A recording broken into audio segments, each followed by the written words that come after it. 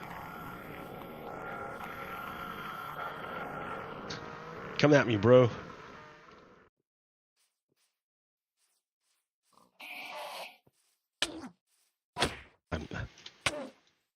Dude, keep missing him. Got you. Took half my life. Wow. And that's why I switch out my Elytra wings. That armor.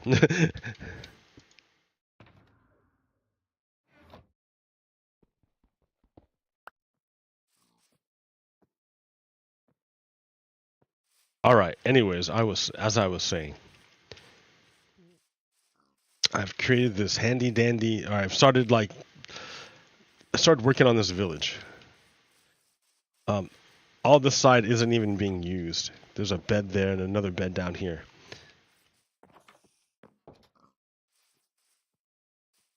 So I'm working my way back up from the outskirts back into the city. Like I cleaned up the path. And then the square, the town square, there was like trees in the middle of it and stuff. Like, yeah, I had to work on it. So I still have stuff to do. And this is all messed up. And I guess this is kind of like the market. It looks like a market. Yeah, it's just all kind of messed up. And then up on the hill. So yeah, that's what I've been working on. Improvements to the village. Many, many different ways you can improve the village.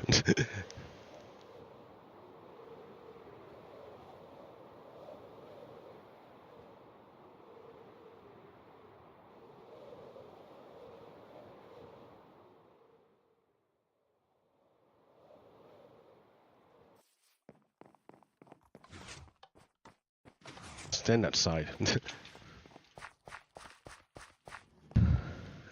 Okay. Let's see, what do we got going on here?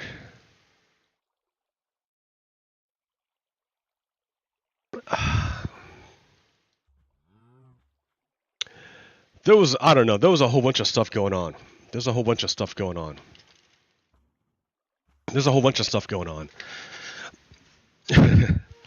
I think one of the things going on is that the former president of the United States has been indicted in 2 separate trials. Let's be very clear about this. In one trial, it's an espionage case. Espionage.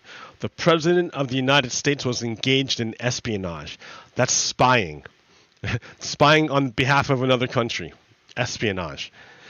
The other case, that's the Florida case. The other case in D.C., he's on trial for defrauding the United States. In other words, trying to overthrow the government. Trying to overthrow the government by taking away your vote.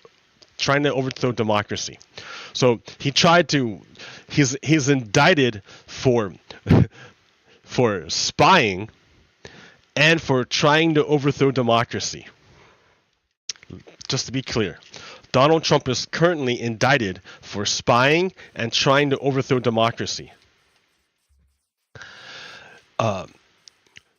Rumors, there's a lot of buzz about Georgia, Fani Willis. There's a AG, Attorney General. I think she's Attorney General. Maybe she's not Attorney General, but she's an attorney. Fani Willis, who's going to bring.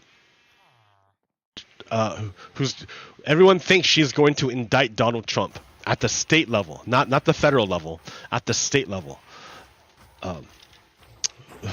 What's going on with that? What's going on with that? Donald Trump, as part of his attempt to overthrow the United States, Donald Trump had to get states on board. So I'm going to refer to Asha Rangapa's nice drawing here. She has a great drawing. This thing is great. Nope, it's not going to work like that. This thing is great. Okay, as part of of um of Donald Trump's attempt to overthrow the government, he had to get these battleground states. He had to get these states to play along.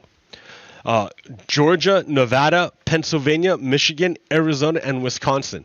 He lost the votes in these states, so he needed these states in order to win the presidency. So he had a plan. His plan was to have the Department of Justice, under his dude Jeffrey Clark, send fake or not fake, but notices to all these states saying that their votes, that their election was suspect. Like there was voter fraud. They're gonna have the Department of Justice accuse these states of having voter fraud. At the same time, Confederates within each of these states made fake voting slates. Like a slate of electors is like a bunch of people who go to Washington D.C. to give the votes of the state to the federal government. That's a slate. Well, these and then they're chosen because they're the ones, they represent the winner of the state. They carry the information. But in each of these states, they had Confederates. They had Confederates who made fake slates, fake groups of people. They're real groups of people, but they were fake in that they didn't really have the information. They didn't have the authority to bring the information of the state, the votes of the state, to the federal government. Because the whole point of the fake electors, the fake slate, was to say Donald Trump won the state, when Donald Trump did not win the state. Donald Trump did not win any of these states. But they made groups of people who were going to be imposters to go to Washington D.C. to say that Donald Trump was the winner. So from two sides, right? You had it from the bottom up. You had it from the bottom up with fake electors, and you had it from the top down from the Department of Justice. They were both squeezing the state, trying to get it to flip its election. The people want this, but we're being pressured to change it to what Donald Trump wants. Okay, so in Georgia in particular, all of Donald Trump's lawyers, Eastman, and I don't know who else, Sidney Powell, Rudy Giuliani, I'm not sure, but Donald Trump himself actually called Georgia state and told them to find 11,000 votes so that he would win the state of Georgia. They don't exist. Those 11,000 pro-Trump votes don't exist. He wanted Georgia to make up the vote. In other words, he wanted Georgia to overthrow its own election in favor of Donald Trump. He's on tape doing this. It's not like a he said she said thing. It's on there's a recording of it. There's a recording of Donald Trump himself saying this. Like this, he literally tried to overthrow the government. Donald Trump tried to overthrow the democracy of Georgia. And they said, the guy said, no, dude, I'm not going to find you 11,000 votes. I'm not going to overthrow the government just for you. The people have spoken. Like that's what we do in America. We don't do it by by fascist bullshit. This isn't Russia. So they recorded him saying that Donald Trump wanted Georgia to find 11,000 votes that weren't real. They recorded him saying that, and they pressed, and then the Attorney General or the law enforcement is doing an investigation to determine if Donald Trump broke laws, state law, in trying to overthrow the Georgia election. And it sounds like he did, right? It sounds pretty clear that he did. If they have him on tape saying this stuff, it sounds pretty clear. It's like a slam dunk. It's a slam dunk case. So, oh no. So that's the next indictment coming up. We already have indictments. Damn it. We already have indictments for So right now, it's not even on here. The stolen documents. The stolen documents isn't on here. The Mar-a-Lago case, it's not on here. But up in D.C. right now, he's being like investigated for this part right here. And it might be this part too, but we don't know. And then of course, the Supreme Court is totally corrupt. Jeannie Thomas is the wife of Clarence Thomas. And Jeannie Thomas has worked really, really closely with groups who wanted to overthrow the government on January 6th. and then Clarence Thomas voted to say that the government can't look into that. So it's and we already know that Clarence Thomas is corrupt. He's openly bribed. We already know he's bribed. He's corrupt. So there's so many avenues that Donald Trump is fucked. There's just so many different directions that he has. So he's indicted spy, indicted for insurrection, and he's going to be indicted for trying to overthrow the state election, the state of Georgia.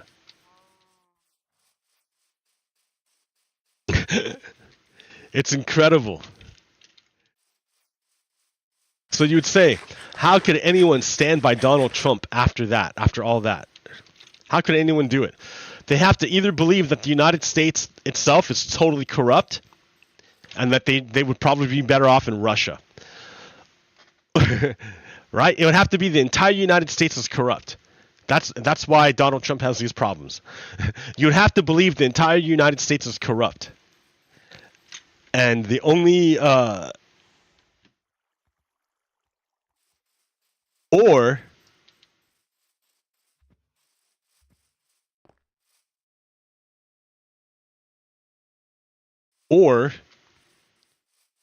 you would have to believe in a country within a country. You would have to believe in the Confederacy. Because if you believe in the Confederacy, then you don't hold the United States to be legitimate. You only hold the Confederacy to be legitimate. That's your two options. I mean, yeah, because if you're a Confederate, of course you would see the United States as corrupt. So that's how you could stand by Donald Trump. That's how you could do it.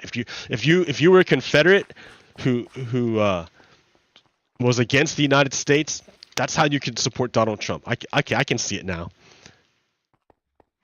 Yeah, white supremacists, I can see logically how they could support Donald Trump.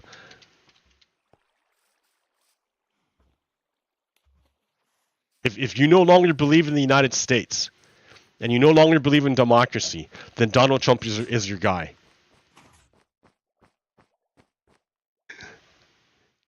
I mean, look, dude, look. Just look. Look what he tried to do. Look what he tried to do. This is not an accident. This is a huge plan to overthrow our government. And that's the thing, right? He only did all of this because he was going to go to prison for working with Russia to overthrow the 2016 election. See, you guys don't remember it, right? You don't remember it. But if he didn't do this, like, they tried to impeach him twice, right? We tried to impeach him twice because Robert Mueller said that's the way you get rid of a sitting president who committed a crime. It's not. Robert Mueller said, according to this Department of Justice memo, I'm not allowed to indict the sitting president because the correct way of getting a sitting president is through Congress, through impeachment. That was the memo, right? But the problem was the Republicans were totally on board with overthrowing democracy in the United States. They had no problems with the crimes committed by Donald Trump. And so the bar is too high to remove a sitting president through Congress with politics. You have to use the criminal justice system. You can't have presidents be beyond the reach of the law. That's just a recipe for disaster. And that's what happened, right? Robert Mueller concluded that there were he couldn't say outright that there was an agreement between Russia and Donald Trump, but all the evidence and signs suggest there were. They had Trump people met with Russians dozens and dozens and dozens of times and then lied about it when they asked. And they hid the connections. They covered up all the evidence whenever they could.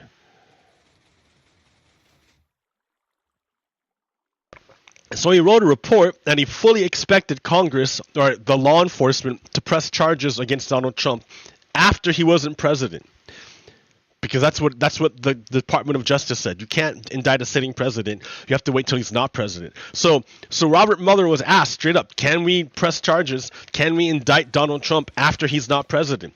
And Robert Mueller said, yes, of course. So yeah, everyone's waiting to like jump on that. and then he tries to overthrow the government on January 6th, so that we never get to the point where he's not president. The whole point of Donald Trump trying to overthrow the government on January 6th was so that he would never be held accountable for overthrowing the government, for overthrowing the election in 2016.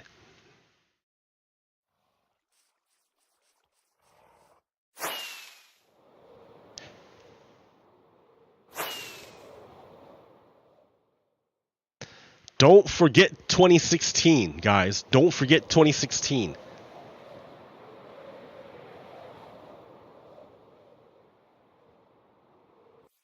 And it's like, I understand, right? There's a lot of misinformation out there. The other day, I was standing in the circle, outside, standing in the circle. And a guy was laying down his beliefs, his perspective. And the way he saw it was that Irish people were the first. The way he saw it was that he believed that Irish people were the first slaves. Another person said, oh yeah, he heard stories from his grandmother about being a slave, about one of their old relatives being a slave. And then, Irish people, and then, yeah, he used the N-word to say that they were the first N-words, and stuff. and then he started praising Christopher Columbus for being the first person to discover the New World. And I'm like, heavily outnumbered in the circle, right? I'm totally outnumbered in the circle. I already know. I already did the count. I already know. I'm outnumbered. But I registered my remarks. I registered my disagreement. And I went back after the circle. I went back and I did research, and I looked up this stuff, because it's pretty. Because a thing that we determined in the circle, a thing that we all agreed upon, was that ignorance was bad. We don't want people being ignorant. Ignorance is a bad thing to have in a neighborhood.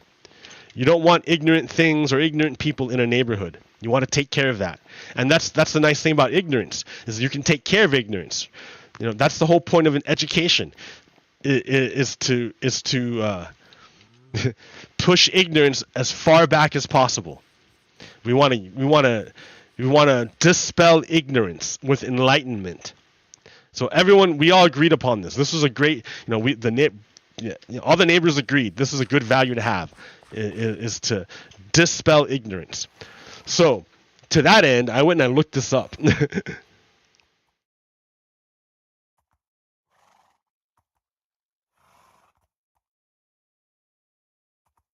First of all, I found out Christopher Columbus was the first European explorer to discover America. This is false. Columbus made 4 voyages across the Atlantic Ocean, but he never set foot in mainland North America, what would become the United States.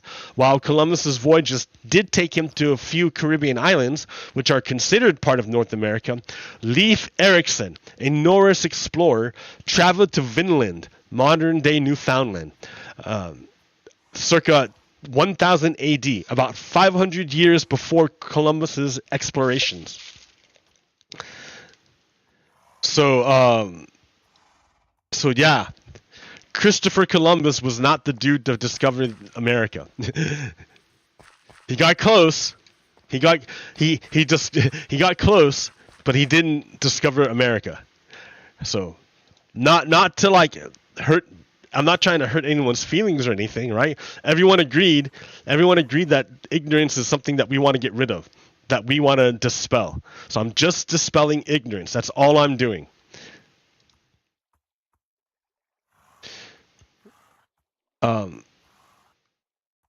Let's see. From the Washington Post. During 4 separate trips that started with the one in 1492, Columbus landed on various Caribbean islands that are now the Bahamas, as well as the island later called Hispaniola.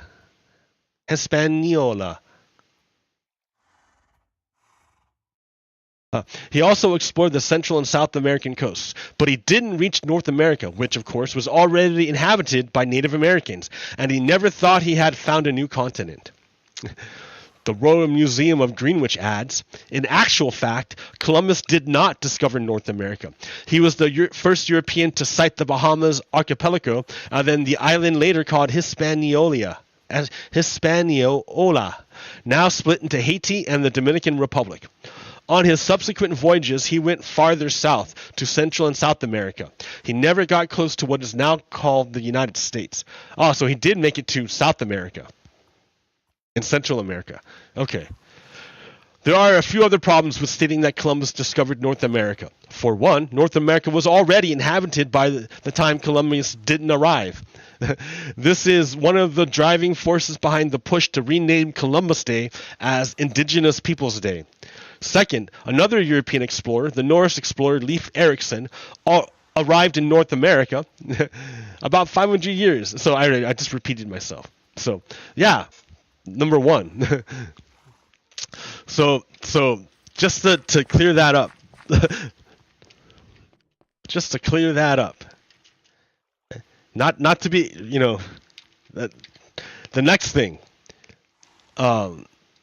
Irish people were not slaves.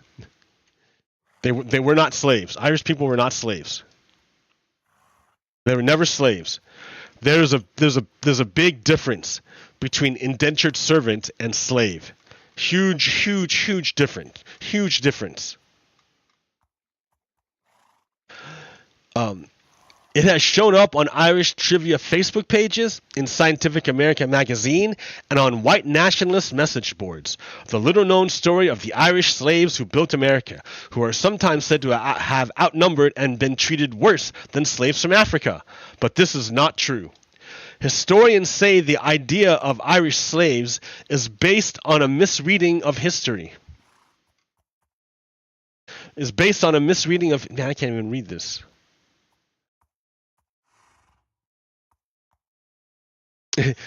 Historians say the idea of Irish slaves is based on a misreading of history, and that the distortion is often politically motivated. Far-right memes have taken off online and are used as racist barbs against African Americans. The Irish were slaves too, the memes often say. We got over it, so why can't you? Yeah, see, it's bullshit. It's bullshit. Irish people were never slaves. They were never done. It was never done. Irish people were never considered property. You've got to understand. Africans were subjected to chattel slavery. It's different than the slavery that existed in the Mediterranean. It's different. It's way different. Like the slavery that existed in the Mediterranean, even if you were a slave, like, you weren't an animal. And like you could buy your freedom. Or you could become like the head of a household and like run shit.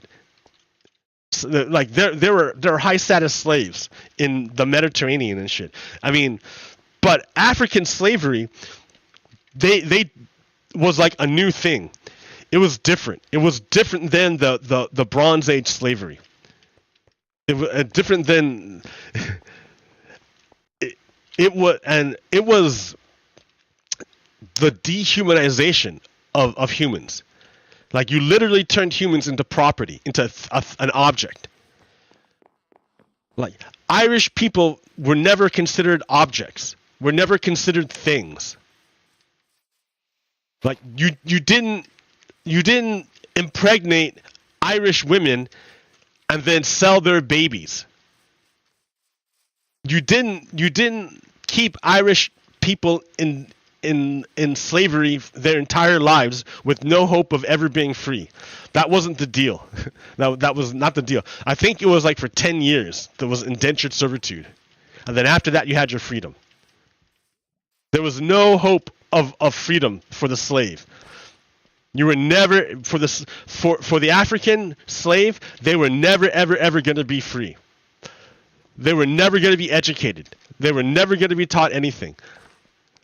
The enslavers had no future for them. They were literally things to the enslavers. You cannot compare them. It's incomparable. You can't do it. You can't. If you try, then you diminish what the horror of chattel slavery. It wasn't just slavery. It was like the worst kind, treated worse than animals. It was the worst kind for centuries. And it hasn't gone away, obviously. because that brings me to my next thing, the use of the N-word. Even when describing it for someone who's not black, you're trying to say, oh, well, the Irish were the first N-words. Well, no. No. Irish were never slaves. The Irish people were never slaves. The N-word is not something you can affix to another word and make it cleaner. It doesn't work like that. I can't speak for black people because it's not my word. Like, I'm going to say it's their word because, I mean, it's literally their word. I mean, I wouldn't say literally, but because that what does that even mean? But like, it's their word, right? It's been like used exclusively for them for centuries. I would say it's their word. They can do what they want with it. As for me, all I know is that any normalization of that word is a bad thing. Any normalization. Like Muad'Dib. The David Lynch version of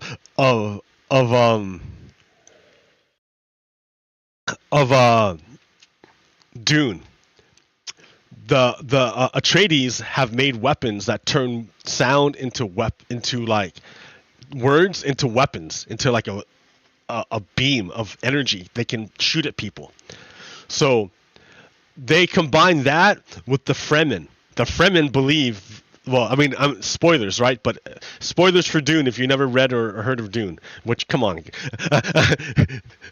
But Paul Atreides does a bunch of stuff, and have you guys met the Fremen yet? The Fremen are like all the people, all the humans that live out in the desert, and they live in like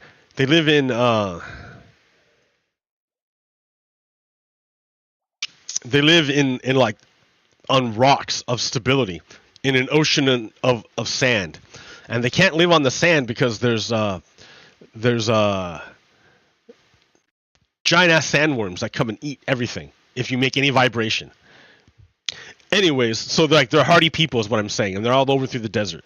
Well, they combine the desert power, the Fremen, with the Atreides technology of using sound as a weapon, and then Paul Atreides becomes like their messiah, the messiah of the Fremen. Like for some, and there's a question, like, is it because they really believe it, that it's real, or is it because like thousands of years earlier the Bene Gesserit came by and implanted into the brains, into the culture of the Fremen, the idea of a Messiah who would come. So that just like they did to all the other planets, right? They did this to all the other planets. They went to all these other, the Bene Gesserits went to all these other planets and implanted a religion that said, oh, when these certain signs come up, it means this person's really important and you should follow them. They put that religion in all these primitive places. And they did it so that if they ever needed to come back and make something happen in that society, all they had to do was move the puppets. That, find people and say, "Oh, this person is of the prophecy. Oh, that person is of the prophecy. Oh, look what they did. They fulfilled the prophecy." And then all the people would start going, "Oh," and follow this one guy. Right? The Bene Gesserit did this all over the place, and they did it to the Fremen. The Bene Gesserit did it to the Fremen, so that Paul Atreides became that guy, became their Messiah, and they called him Muad'Dib. And they turned around and they attacked the Baron Harkonnen when he like took over the planet again, with the weapon that their weapon, their word of war, of destruction, was Muad'Dib, their leader. They would say their leader's name and it would destroy their enemy. Muad'Dib, your enemy's gone. By a word, just from a word. That's so the N-word is something similar in that it was used against black people for centuries and centuries and centuries. For centuries.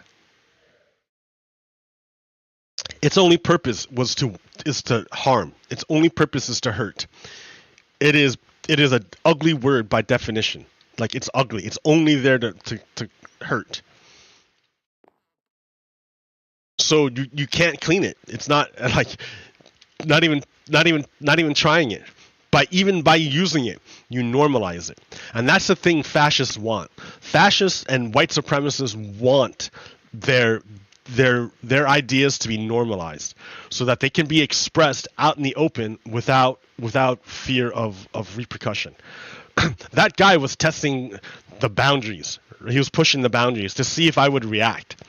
And it was at a time when I was really, really tired and like outnumbered, but I managed to say something at least. I'm making these videos now to be more in depth so I can clarify. But yeah, it's just not a word for us to use. There's no way of making it like okay for us to use it. I mean, if you're talking in an academic sense, maybe. But I don't even know. I don't know. There's got to be ways around it.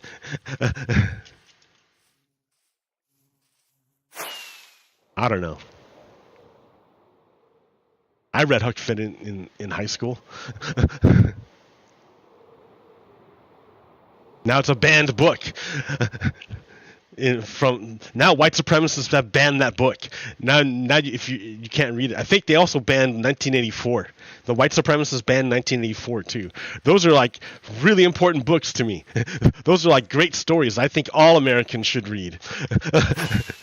And then the white supremacists banned it? Dudes. What's happening? What's happening in those places where white supremacists are banning books? It looks a lot like what the Nazis did.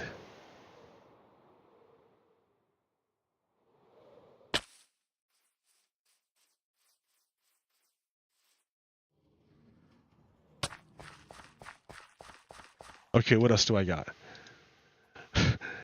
So, just to clear that up in the neighborhood, right? Because no one wants ignorance in the neighborhood. No one wants that. Ignorance causes problems. So just to be clear, N-word is not our word to use. Number 2, There were no Irish people slaves. No Irish people were ever slaves. Number 3, Christopher Columbus did not discover America.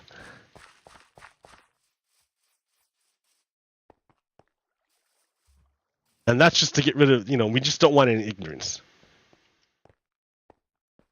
All right, clear. I mean, if I've said something that was wrong, or if I say something that you don't quite believe, or that you want challenged, you want to challenge, please do, right? That's how this thing works. I don't want to keep saying bullshit if what I'm saying is bullshit. Like, I want what I say to mean something. I want what I say to carry weight. And if I'm saying bullshit, that necessarily lessens the weight of my word. So I don't want that to happen. If what I'm saying is wrong, let me know, and I'll stop saying it.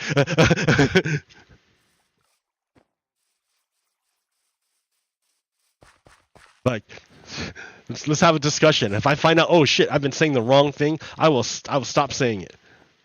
Because who wants to spread misinformation?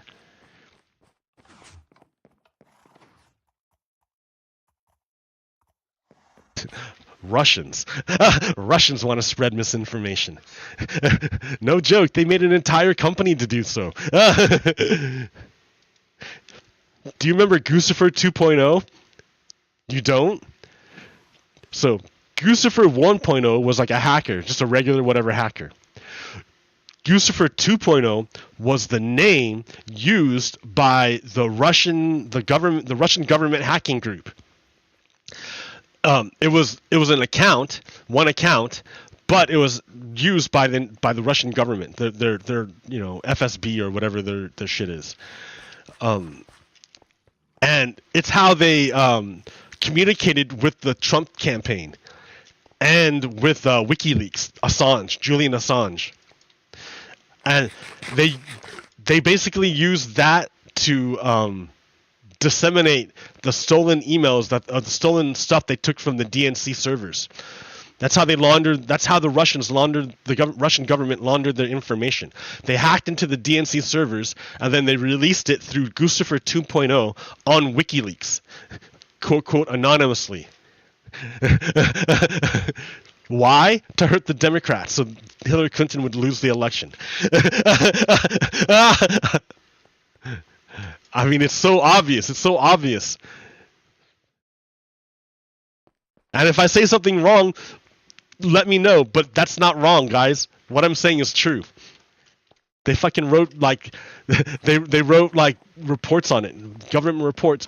Both Republicans and Democrats did it. It's not just like a one thing. I'm not just like the Mueller report. Robert Mueller is a Republican, number one. So the Mueller report's written by a Republican. Number two, there's another report called the Senate Select Intelligence Committee, and the one chaired by Richard Burr of North Carolina, Senator of North Carolina. I don't know if he's still there, but his co-chair was Mark Warner. Democrat Mark Warner, but it was chaired by Republicans, so it was Republican, right? Republican report, and that report corroborated the Mueller report and went further and said yes, there was collusion between the Trump campaign and the Russian government.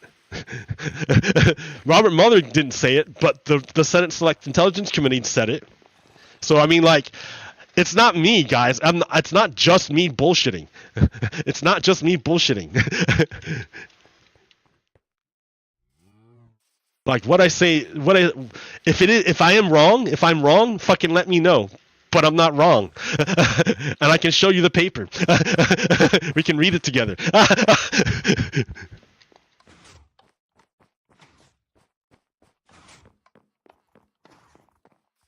Yeah, dude, I will sit down with you and read it together if you want to. We will go over it. I'm gonna get more coffee.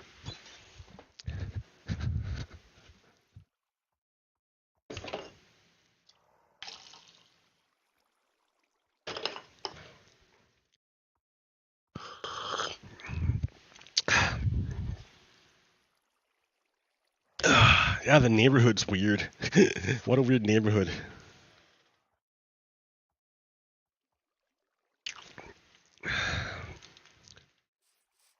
was a big party last night. They had a big party out at the smoking section. You see the aftermath. The aftermath of the party is still there. I don't know if it's still there, but it's like 9 o'clock in the morning. Okay, what's next here?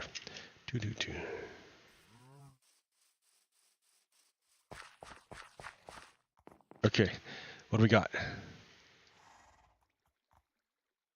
I don't know. I slept okay. It wasn't loud for me.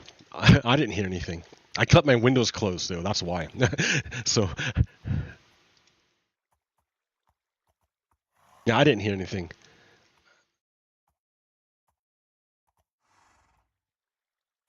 But yeah, windows closed all night, and it's gonna start getting hot.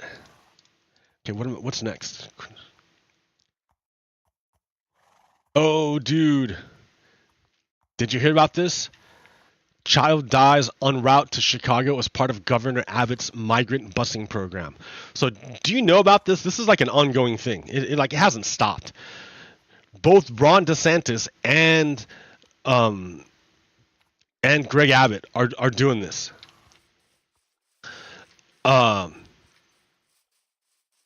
What happens is they just find migrants, like people who are either who have literally nothing, right? They have nothing. They're just like fleeing their country. They have nothing. And they're suddenly in the United States. They made it to the United States. But they're being quote unquote processed now. And someone shoves a piece of paper in your face and says, "Do you want to sign it?" And just sign it. And you're like, okay, you don't know what's going on, so you just sign this piece of paper. And then they throw you on a bus, and now you're driving for forever. You don't even know how long, hours and hours and hours, to go somewhere you don't even know where. You don't even know where you're going.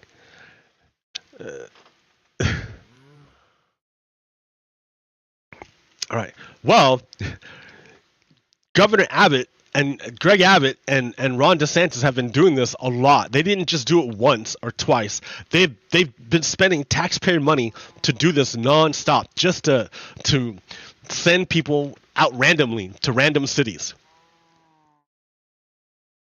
So apparently, he's being sued for it somewhere. I guess maybe Ron DeSantis. I don't know. It sounds pretty illegal to me. It sounds like a violation of human rights to me. But one time, I think somebody dropped off a busload of migrants in the middle of like freezing weather with no anything. They just dropped them off and drove off. And they're standing on the street corner in freezing ass weather with no clothing. And they're so now I guess a kid has died. Somebody's died. A kid has died on this long ass trip. Rather than taking care of them as soon as they got here, they'd stick someone on a bus and then they die en route.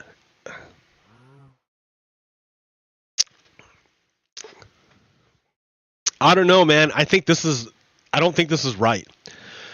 If there's not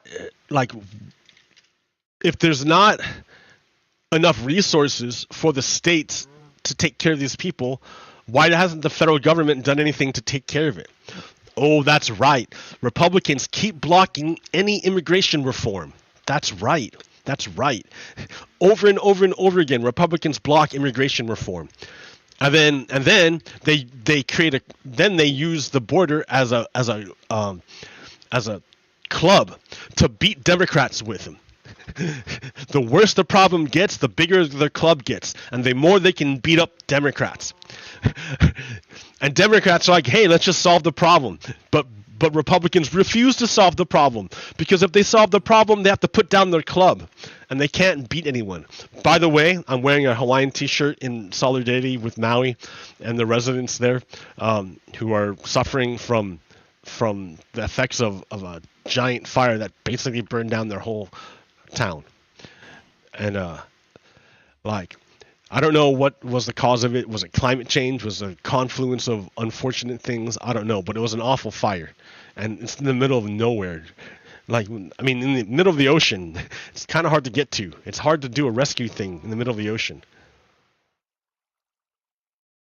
So, yeah, think of our residents and of our people in Hawaii. Anyways, okay. Besides that, also think of how we treat like our fellow human beings. Like, what's Greg Abbott doing shipping off people in buses? Like, what's he doing? What's he doing? What he's doing is he's creating headlines for his base so that he could rile up his base. He's sending a message to his base, and they'll give him donations. Who's his base? White supremacists. Because that doesn't solve the problem. He's not solving the problem by sending people on buses to other cities. He's not fixing anything. He's making it worse. I think that's his intent. Oh yeah, I was talking about how Republicans aren't solving the problem; they're making it worse, and then using it as a club to beat Democrats, to beat up Democrats. Well, they do the same thing with the budget. The Republicans will pass tax cuts for the rich and pass tax cuts for corporations and reduce regulations for corporations. And then what happens is revenue goes down for the United States because they've cut so many taxes. Then when they lose power and the Democrats come in, and then, yeah, the revenue goes down because they've cut so many taxes on the rich and corporations. And then our deficits go up. Okay, fine. By the time Democrats get into power, all of a sudden Republicans turn around and say, oh, the problem isn't our tax cuts. The problem is the United States spends too much money. And you have to cut domestic spending. You have to cut spending on social programs. So they use it as a club. They use the big deficit that they created to beat up Democrats, to cut domestic spending. They do it over and over and over again. So they do it, so they don't fix the problem. They use the problem to beat up Democrats. Same thing with immigration. They do not fix the problem. Republicans use the problem to beat up Democrats. Remember, only one of these two parties believes in democracy, and that's the Democrats. Only the Democrats believe in democracy. If you look at the Republicans, anyone who believes in democracy on the Republican side is purged. Look at Liz Cheney. Liz Cheney got purged. I mean, I'm not saying she's a good woman. Her dad was pretty evil. Dick Cheney, he's pretty evil. And Liz Cheney voted with the Republicans and with Donald Trump like 90% of the time. She's not a good person. But she didn't gaslight about what happened, which was Donald Trump tried to overthrow the government. So if you're not willing to like buy into the lie, then you're gonna get purged from the Republican Party. That's just the way it is.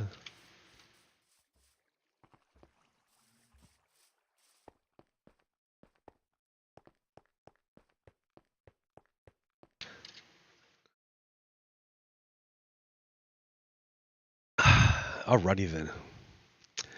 But yeah, guys, they're all connected. The Republican Party trying to overthrow the government is connected with the state government in Texas, the state government in Alabama, the state government in Louisiana, the state government in Florida.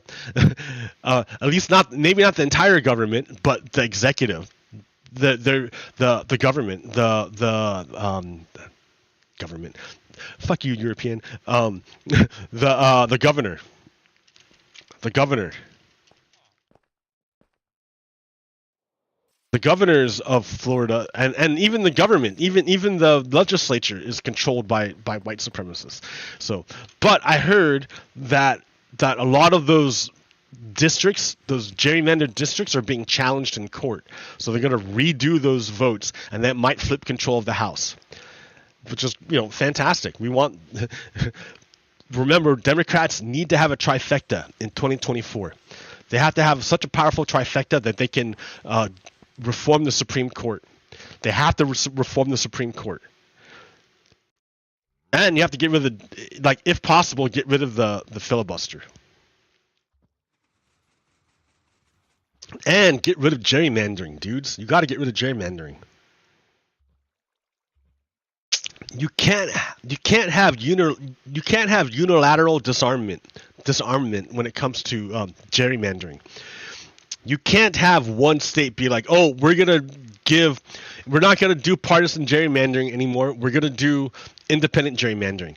Well, that's all fine and dandy. Great. You just gave Republicans 2 seats that they shouldn't have had.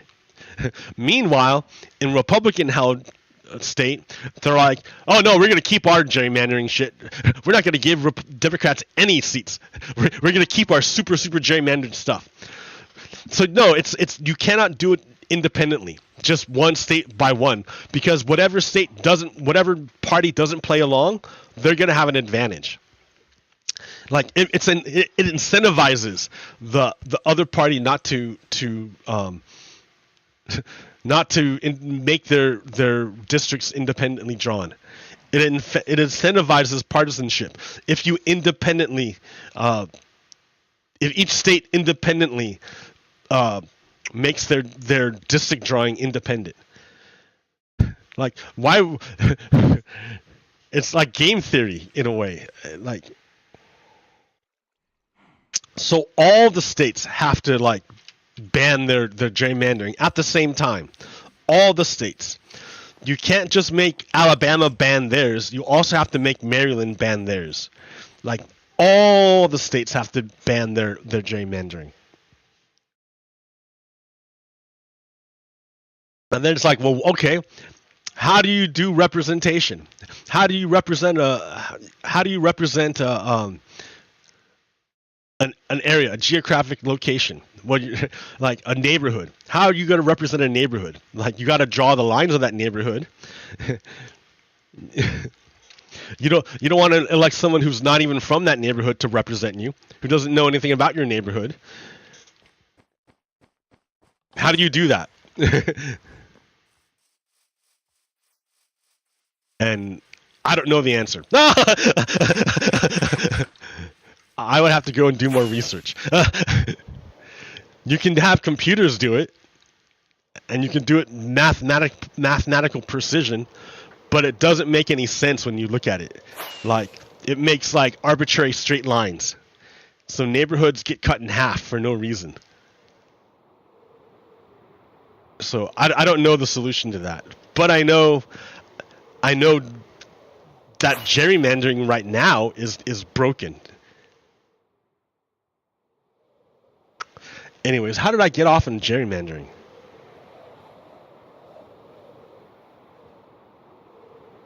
Oh yeah, 2 states are gonna, like, we might get control of the House because 2 states are having their results questioned. Their gerrymandered map questioned. All right, what else do I got here? Yo, check the, okay, real quick.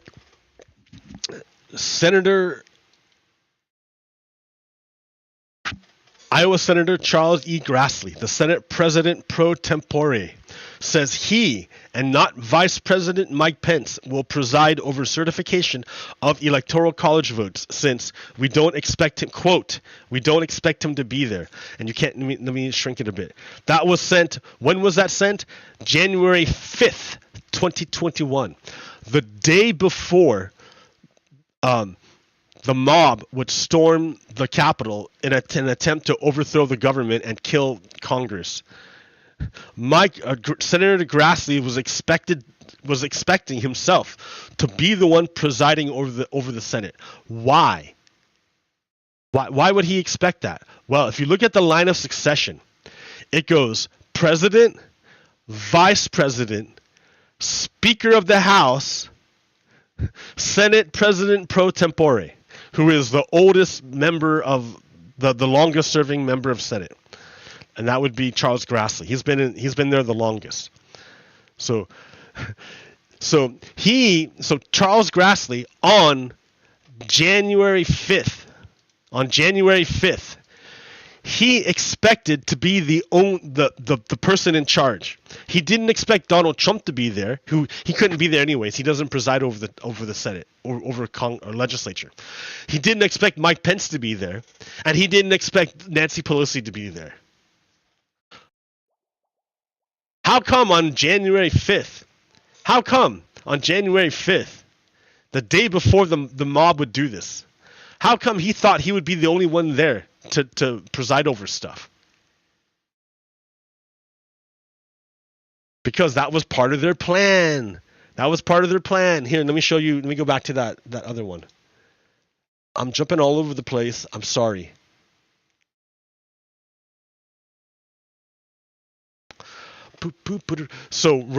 So the coup had many arms, right? The coup had many arms. One arm was getting the Oath Keepers and Proud Boys to attack the angry mob to break into Congress and like kill Mike Pence and Nancy Pelosi, or get them out of there. At least get those people out of there. That way, and then inside, the way it was supposed to work was Mike Pence was supposed to say, "Nope, we can't do this. Like, we can't use this. These senators, all these people, are objecting to counting the votes." So Mike Pence would say, due to these people objecting to counting the votes, we are not going to count the vote. We're not going to certify the election. Instead, we're going to throw it back to the individual states. 1, 2, 3, 4, 5, 6 states. They were going to throw these back to the states like that. That was the plan. That was the plan. Absent that plan, they were going to kill Mike Pence. And, of course, they were going to kill Nancy Pelosi, or at least get her out of there. And then, with those people out of there, the only people left would be Chuck Grassley. Chuck Grassley would be the next guy in charge. He would be the next guy in charge. So he would make sure that the mob basically maintained control of the Senate. That they never left. He would say, no, these guys have a point, is what he would be saying. And since he would be the leader of the Senate, and I don't know, right? I might be wrong there. But Chuck Grassley is what I'm saying, is he was in on it. And he knew the day before. He knew the day before that something was up here.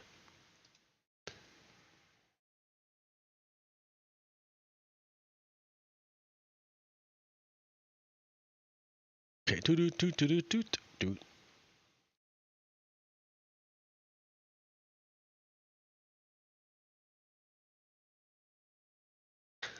Jared Kushner. This is a story from April 3rd, 2019. Jared Kushner identified as senior White House official whose security clearance was denied by career officials. So, what happened was Jared Kushner applied for security clearance to get top secret information, and he was denied by our security forces. They're saying, no, dude, you are fucking wired and connected to all sorts of bad things that we don't trust.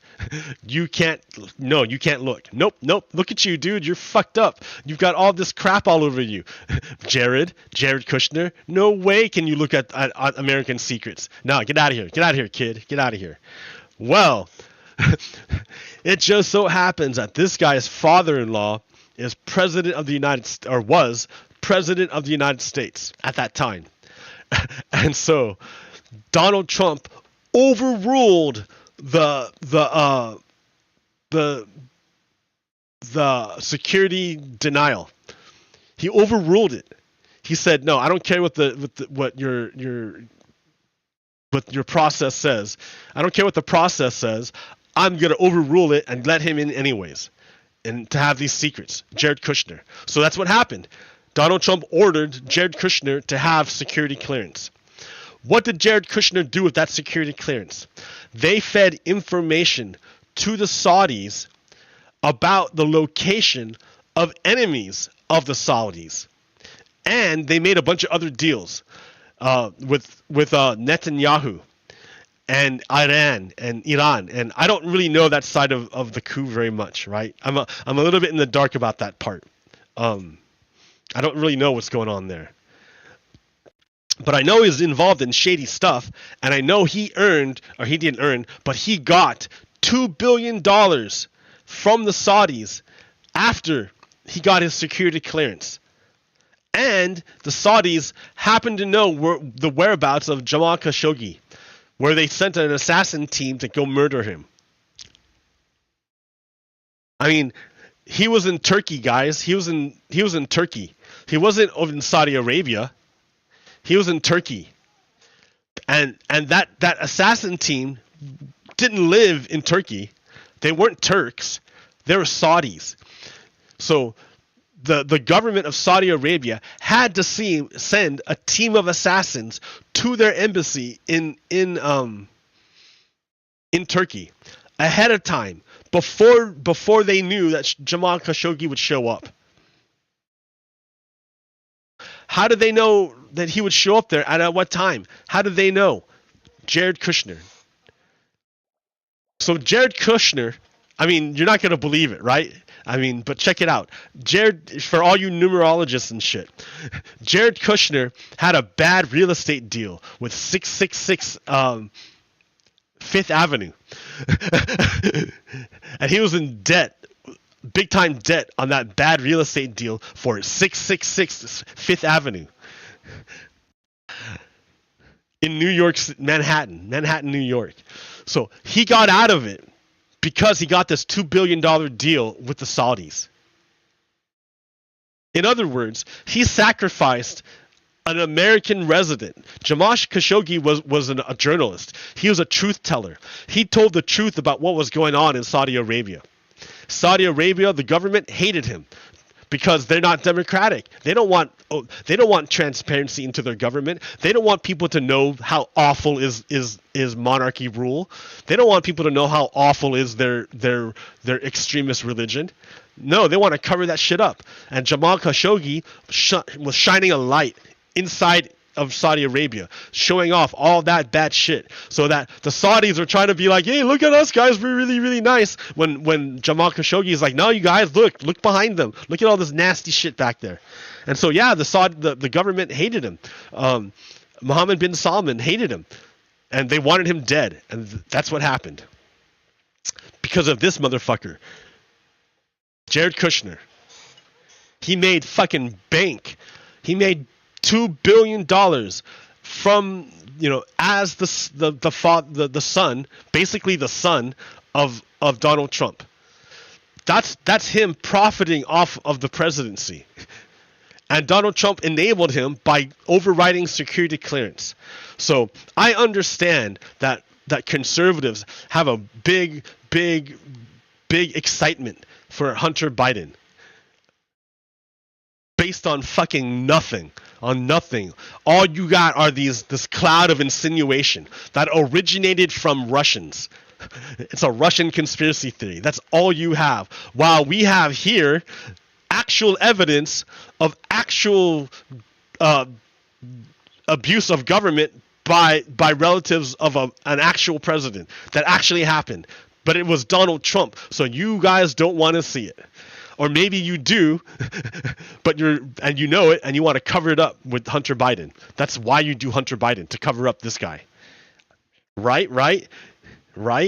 This happened first, guys. This happened first. This was first, and it was real. Hunter Biden is a fake thing. This is real. I mean, I can talk about it, guys. I mean, if anything I'm saying is wrong, let me know, and we'll look it up. Like, we don't want ignorance. We don't want us to be spread in ignorance. I want my word to have weight.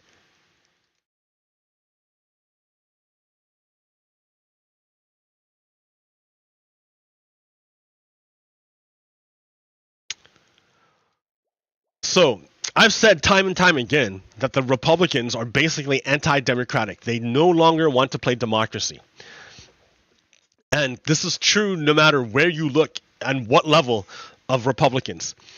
No matter where you look at what level of Republicans, this is going to be true. Like the state level, the local level, the national level, it doesn't matter. For example, in Oregon, right? Blue state, Oregon, right? Blue state. Only Portland, really, the Portland metro area.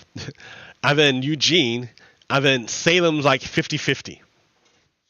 And then everywhere else is red. but it's all like empty. I mean, there are progressive people out there, but they're drowned out, and I wonder why. Is it because of the lack of information in those in the rural areas? I think it's the lack of information. I think it's because they listen to AM radio stations. anyways, so Republicans cannot abide by democracy. They cannot abide by democracy. Republicans. Remember, Republicans is just the body that a spirit has possessed. That spirit, that Geist. You want to talk Geist? You want to get all German about it? The Geist is the Confederate Geist, the Confederacy, white supremacy. It's ancient. It's an ancient fucking Geist, but that's what it is. It's the reincarnation of the Confederacy, and it has possessed the body of Republicans. So remember, the Confederacy is not on board with democracy. They do not play democracy. By definition, the ideal government of Confederates is anti-democratic by definition, and it's the opposite of the United States. So, now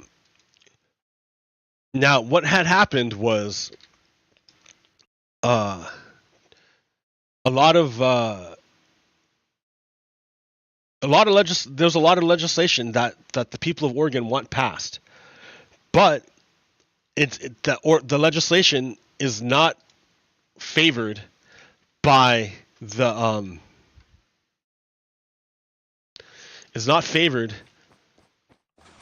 by Republicans, but they don't have enough votes to stop it, right? They don't have enough. The people of Oregon did not give them enough power to stop the legislation from passing. In fact, it's the opposite. The people of Oregon gave the power to the Democrats with the express idea of them passing legislation that they wanted. But Oregon Republicans don't abide by democracy. So even though they didn't have the power to stop the legislation from passing through the normal legislative democratic process, they found themselves a loophole. They found a loophole. Nowhere in the Oregon Constitution does it give the minority legislative party veto power. There's nowhere that it gives veto power. Like, we don't say, nowhere in the Oregon Constitution does it say the minority can stop the majority from operating. Nowhere. I mean, maybe you'll find a few places, but not really in legislation. It's not really a thing. It's not a thing. There's no legislative veto, right? That's like an executive thing, if anything. And it can be overridden. But Oregon Republicans found themselves a loophole, and they exploited it. So they basically gave themselves a legislative veto. A legislative veto saying, even though we don't have the votes to stop you through the normal legislative process, we are going to stop you from passing this legislation. we found power, and we're going to use this power to stop you from passing legislation. What is the power that they found that gave them this veto power? They found in the rules of Oregon that in Oregon, you need 2/3 of the chamber present in order to have a quorum. What is a quorum? A quorum is the minimum number of people you need present in order to have a meeting. What's the importance of having a meeting? You can't really, like, as a government, as an organization, you can't do anything that's not in a meeting. It's got to be in a meeting. You can't make any agreements unless it's in a meeting. Like, you can't pass legislation, you can't pass policy, you can't set agendas, you can't upvote or downvote like items. You can't do anything like that unless you're in a meeting. And you can only be in a meeting if you have a minimum number of people there. Otherwise you'd have like one guy show up and be like, yo, let's do this. I'm not the only one saying so. Okay, that's the way it is. I'm the only one here. No, you can't do that. That's not fair. That's not democracy. So in order to stop this, they said, no, you need a minimum number of people there to have a quorum. And you need at least like 7, 8, 12 people there. You need a minimum number of people there before you can have an official meeting to do anything. So in other places, the minimum number of people you needed is a majority of the chamber. So 50% plus 1. That's all you need. But in Oregon, for some crazy reason, in Oregon, you need 2/3 of the chamber there for a quorum. Not bare majority, but 2/3. So Oregon Republicans exploited that. They don't like. Oregon Democrats have more than a bare majority, but they don't have a supermajority. You need a supermajority, 2/3 majority, in order to override this quorum minimum. So Oregon Republicans exploited this. 5 years in a row. 5 years in a row. They walked out. Oregon Republicans walked out of the legislative session and would not come back, thereby stopping everything until Democrats agreed to not pass the legislation they wanted. They vetoed it. They basically vetoed it. 5 years in a row, they vetoed. They gave themselves a veto power. It's not there in the Constitution. It's not there. The voters didn't give them this power. It's not written in the Constitution. They just gave themselves this power of veto. They just did it. They just gave themselves this power. 5 years in a row. So finally, the legislature wasn't doing anything about it. Democrats didn't do anything about it. What the fuck? They didn't do anything. So finally, the voters of Oregon said, fuck you guys, fuck you. And they passed a voter initiative. And the voter initiative said, if you have more than 10 unexcused absences from Congress, from your job at Congress. The legislative session isn't that long. It's only half a year. If you have more than 10 unexcused, you can be sick. You can be oh, I need to take my kid. Oh, I need to go to a funeral. Oh, I need to have surgery. That's excused, right? That's cool. Everyone knows. But it's oh, I'm playing hooky. Oh, I don't want to show up. Oh, I just don't want to go. Oh, I'm in another state. No, that's unexcused. If you have 10 of them, yeah, we said, or voters of Oregon said, then you can't come back next year. If you have 10 or more of these, you can't come back the next year. Well, that didn't stop the Republicans, because remember, they don't believe in democracy. They don't care what the voters want. So, despite this new rule telling them they cannot come back next year if they do this, they did it anyways. Man, it sucked. Who did it suck for? Their own constituents, man.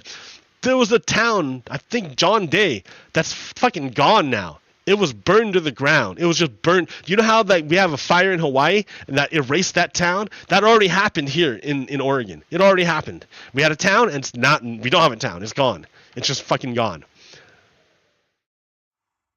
We had a bunch of money in government set up to go to those people to help them out. We had a bunch of money, and that all got fucked up because Republicans left town and gave themselves a veto power. Did it ever get resolved? I don't know, but it was in pretty dire jeopardy there for a long time. For no reason, because Republicans refused to show up. They did it all year. They refused to, and they only came back at the very, very, very, very end. And then I think they had to have a special session because Republicans had disappeared for so long. I could be wrong on that. I don't know.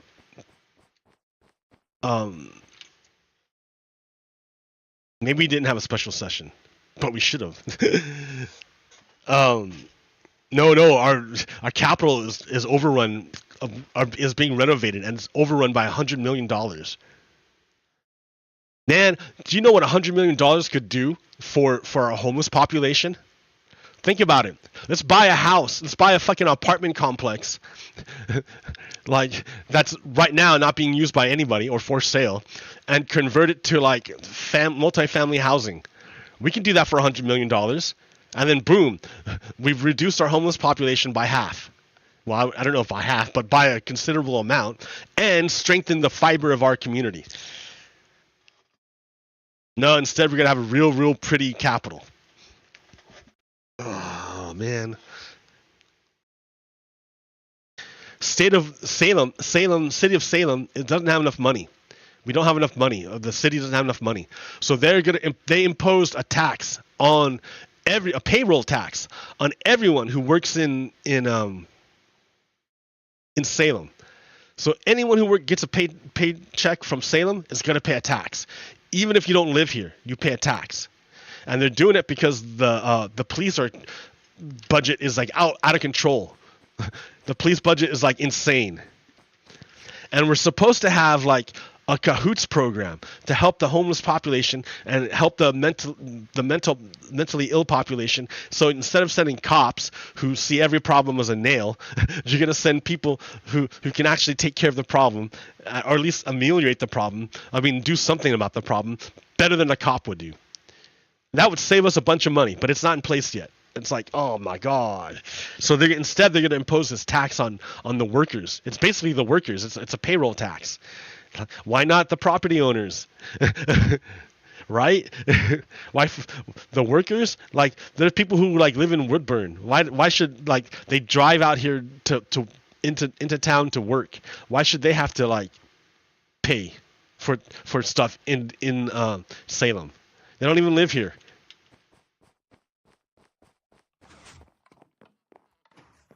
So I think it's going to go to a vote. There was a group that wanted to like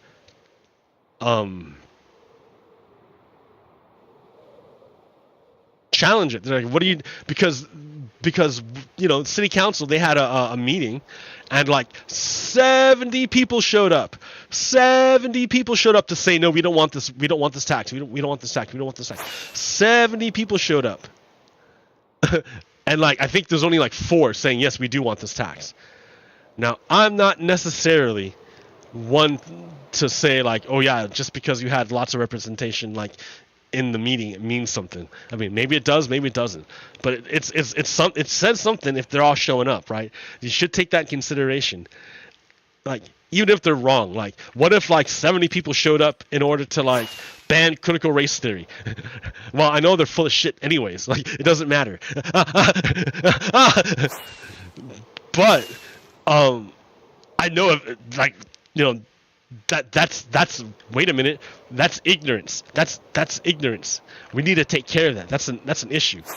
So if there's something there in this payroll tax that I'm not seeing, or that these other people are not seeing, they're not dumb. I'm not dumb, like, I hope not.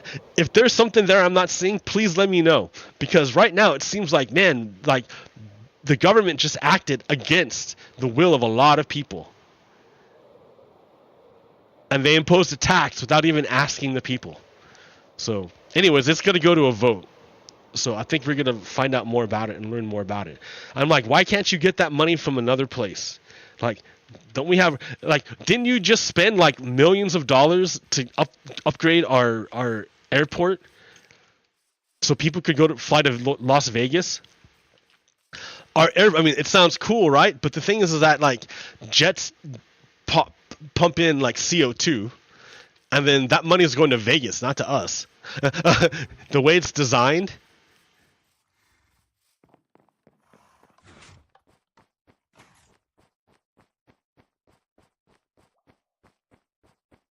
Yeah, I don't know. It doesn't seem like it's designed for people to fly from other places into Salem. Instead, it seems like it's designed for people in Oregon to fly to Las Vegas or Los Angeles. To go out. Not to come in, but to go out. I kind of want people coming in, right? If you're going to upgrade the airport, you want people coming in, not out. Like, I think you got suckered. I mean, look at the flow. Look at the flow, right? The flow is designed for people to go out of Salem and to other places.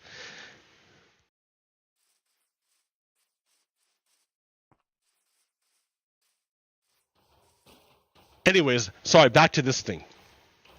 I got way distracted. So we passed this law to say that you can't come back. Well, the session ended, and the Attorney General or whoever, or the Secretary of State said, today Secretary of State Lavon Griffin Valade, Valade, I don't know, Griffin Valade, directed the Oregon Elections Division to implement an administrative rule providing guidance to candidates on Measure 113. The rule clarifies that Measure 113 disqualifies legislators with 10 or more unexcused absences during the 2023 legislative session from running for legislative seats in the 2024 election. This interpretation is consistent with legal advice provided to the Secretary of State by the Oregon Department of Justice. Quote, it is clear voters intended Measure 113 to disqualify legislators from running for re-election if they had 10 or more unexcused absences in a legislative session, said Secretary Griffin Valade. My decision honors the voters' intent by enforcing the measures the way it was commonly understood when Oregonians added it to our state constitution. So, what does that mean? That means, like, I think like 10 people, or I don't know how many people, a bunch of people are not going to be able to run in 2024. So they intend to challenge this law in court, and they're soliciting donations to pay for a court challenge. And they might get it from like big out-of-state donors, right? So what is this court? So what would this court challenge be? It would be a small group of people funded by out-of-state money, billionaires, trying to overturn the will of the voters of Oregon, so that they can continue to give themselves veto power that's not inside the Constitution, that the voters of Oregon didn't give them in the first place. In other words, Oregon GOP, Oregon Republicans are like thoroughly anti-democratic, which is the bedrock principle of the United States. Democracy. You gotta have democracy. And it can't just be bullshit democracy. It has to be like liberal democracy. It has to be everyone's democracy, not just the elite. It has to be democracy of the people, which means you need to educate your people. If it's going to represent your people, you need an educated population.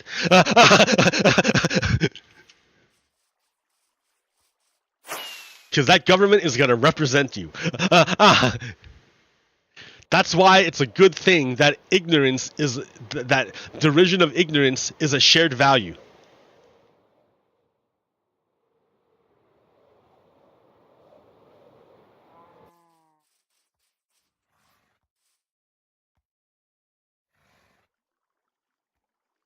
Because our government is a representative of our people, and we don't want our people being ignorant.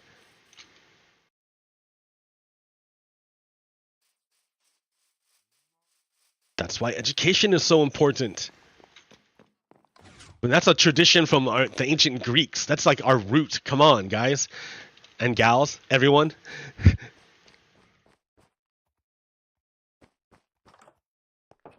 Come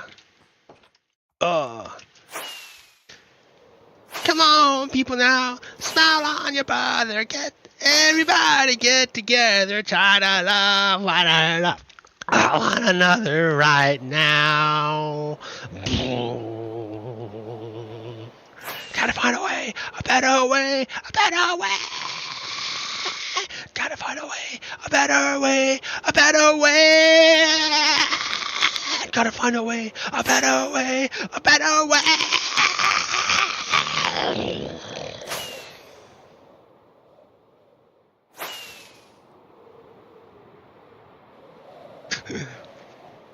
Dun, dun, dun, dun, dun, dun, dun. Wow, wow, wow, wow, wow, wow. Gotta find a way, a better way, a better way. Uh, uh. You guys are sick. Sorry. I'm like, oh, my viewers are like, no, I can't look, can't look. Yeah, I know. Okay. So, hey, I'm gonna get something real quick.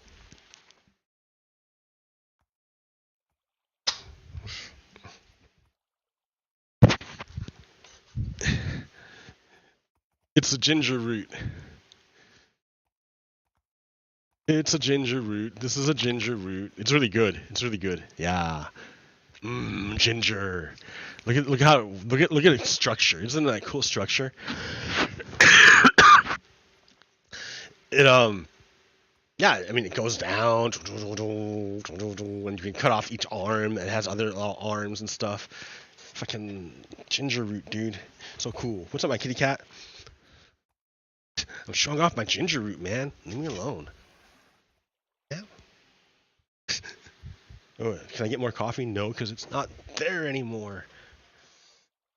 Alright.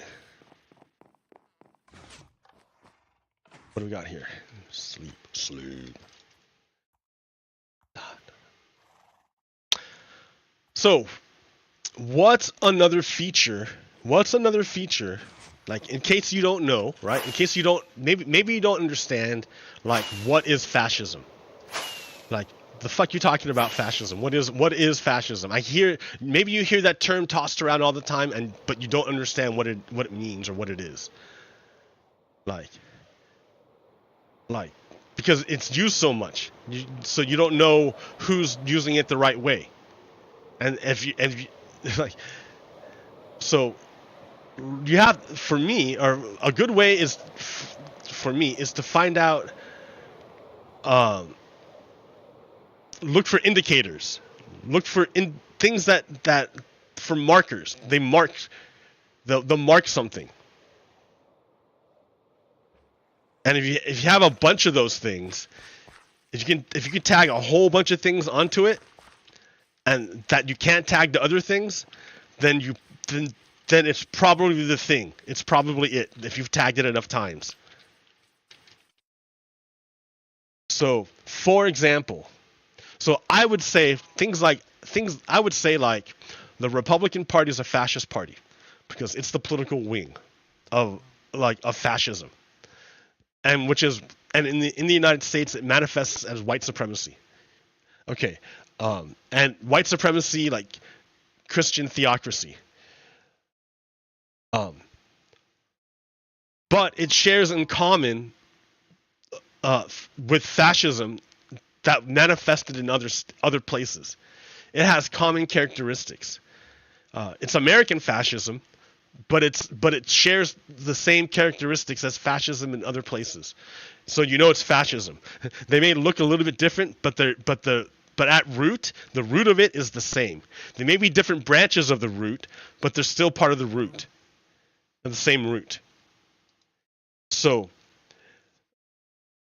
the Republican Party is the fascist party, and in states where the Republican Party is in total control, like Florida and Texas, they are banning books and removing them from the libraries of schools, and in some cases getting rid of libraries completely and converting them to detention centers.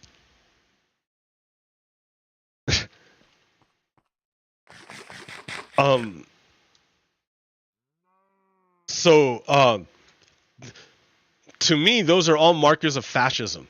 When you ban books and turn schools into prisons, that sounds like fascism, because fascism doesn't really want education; it wants indoctrination. So schools would be like, yeah, their enemy, unless they control the school, which is indoctrination. Okay. So another thing is that they don't want free press. They don't want people to know what's going on. And that means they're against transparency. Remember how Mohammed bin Salman fucking dismembered Jamal Khashoggi, who was a journalist for the Washington Post. He was a journalist for the Washington Post. He lived in the United States. He had residency here in this country. He was a legal resident of this country. He abided by our laws. He lived here. His residency was here. He was all legal. And he had a job here. He was working here. Right? He had to go renew his visa stuff. He had to go renew it. But he was an enemy. The Saudi government considered him an enemy. Why? Did he do terrorism? Did he hurt anybody? No. All he did was truthfully talk about the conditions inside of Saudi Arabia. That kind of transparency is bad because Mohammed bin Salman want to project a certain image. And if you're in the back shining a light on stuff, your image is going to be broken. And then you want to kill the light. You want to get rid of the light so that people don't see back there. That is Jamal Khashoggi. So that's why the fascists worked to get him killed. Saudi fascists worked to get him murdered. It's the same deal over here in the United States. The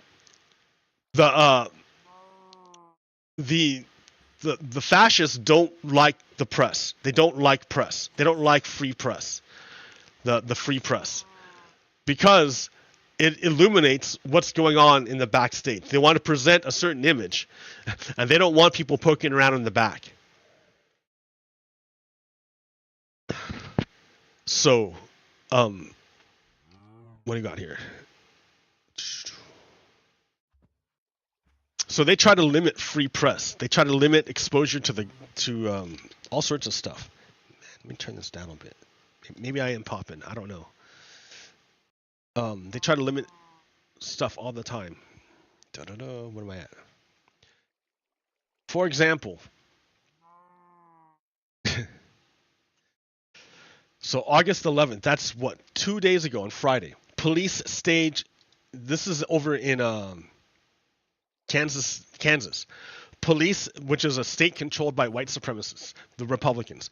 Police staged chilling raid on Marion County newspaper, seizing computers, records, and cell phones.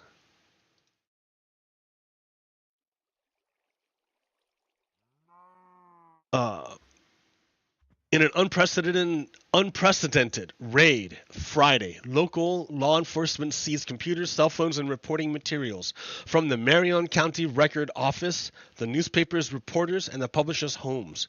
Eric Meyer, owner and publisher of the newspaper, said police were motivated by a confidential source who leaked sensitive documents to the newspaper, and the message was clear: mind your own business or we're going to step on you.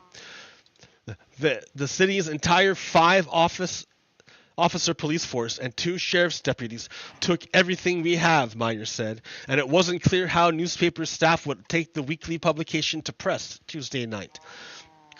The raid followed news stories about a restaurant owner who kicked reporters out of a meeting last week with U.S. Representative Jake LaTurner, and revelations about the restaurant owner's lack of a driver's license and conviction for drunken driving. So, in other words, there was a restaurant owner meeting with the U.S. representative in secret. Reporters tried to report on it, and with the government, basically, Rep Jake LaTurner is a member of government. So this guy is meeting in secret with the government.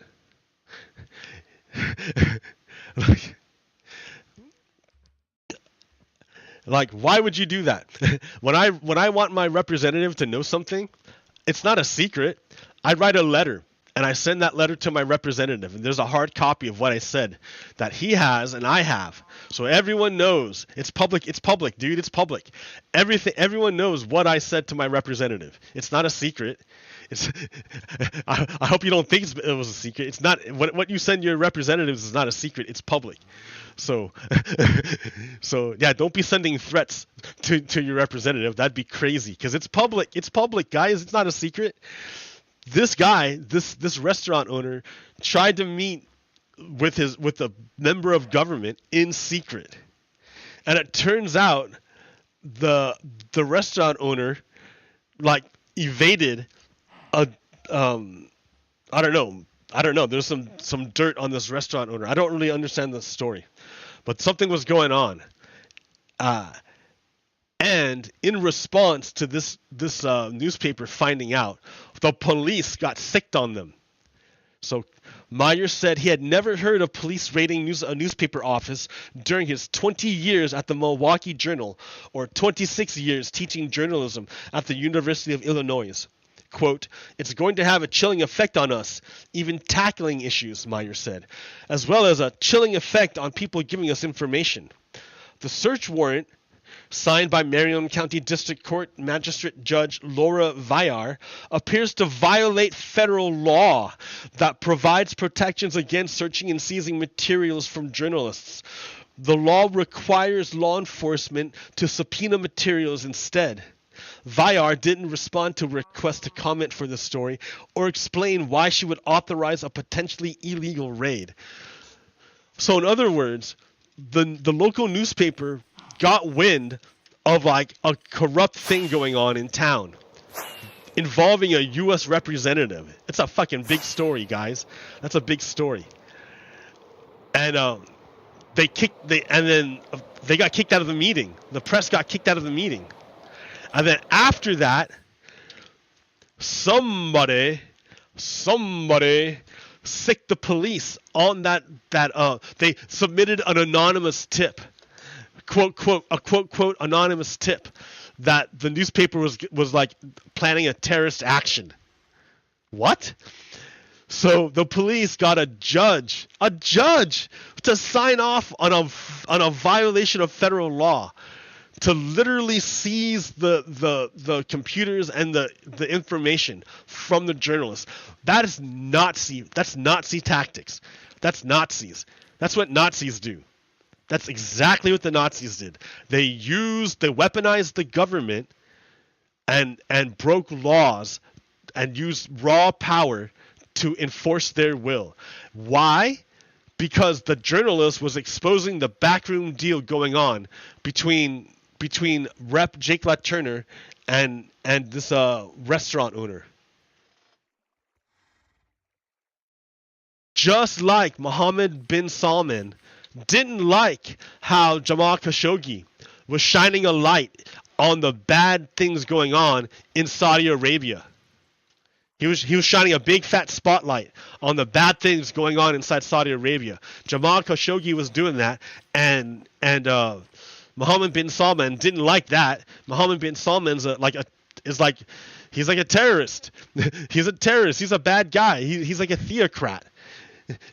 Like he promotes a religion that considers us the enemy. Do you understand that like the majority of hijackers in 9/11 were from Saudi Arabia?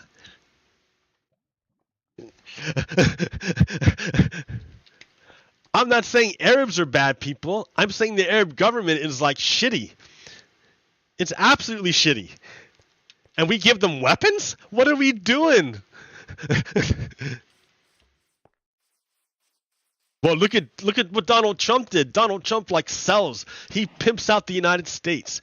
People fucking risk their lives to get this information. Like, it's not free. It's not like they just look on the internet for this shit. They have to like use like the vast resources of the United States to like get this information, to figure it out, to know what's going on. And that information is not free or cheap. It's not safe. People aren't necessarily safe gathering this information. They do it because it helps the United States. and it helps a greater cause, right? It's not just the United States. It also helps like the cause of liberty and justice, I would hope. That's why it's important that we the people control the government. You got to look at government and institutions. You got to look at institutions as AVAs. Do you know? I mean, man, I'm talking Japanese animation now. Anime. There's this thing. There's this episode called, or this series called Neon Genesis Evangelion. And it takes a bunch of stuff from the book of Revelations. It just like throws it in there, right? I don't know. It's to me it's hilarious. It's fucking cool, but it's fucking cool, and it makes no sense whatsoever. It makes no sense whatsoever when you first watch it. It makes no sense. You're like, the fuck is going on? And you gotta watch it a bunch of times, and then you gotta like read the Wikipedia, and then you gotta watch this other stuff, and like, oh man, it took me like forever to understand what was happening in there. And I haven't even seen the new one. They had the reboot series that is the definitive end. I haven't seen it yet. And the reason is because you have to buy Amazon like Prime, the Amazon streaming service. I can't buy a DVD because like I don't think they sell it, and there's like I don't have a DVD player. I guess I can get one, but that's beside the point. I don't want to have to get pay money in Amazon to stream, just to stream. Where'd you guys come from? It should be like lit up, so no zombies at all. Where'd you come from? Maybe back here? Perhaps. Wow. No more.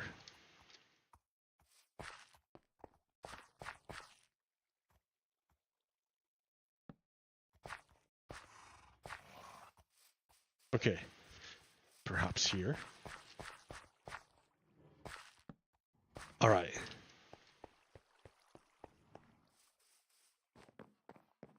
What was I even talking about? Oh yeah, the newspaper raid. That police force.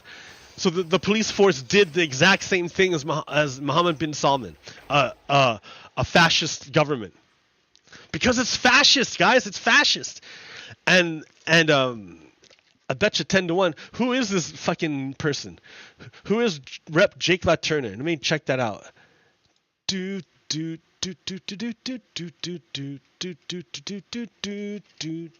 Rep. Jake LaTurner. Who is this Rep. Jake LaTurner? Dude, show me the wiki. I like. There's no easy way of like. Oh, there it is. Okay, so snip. Kill that. Rep. Jake LaTurner.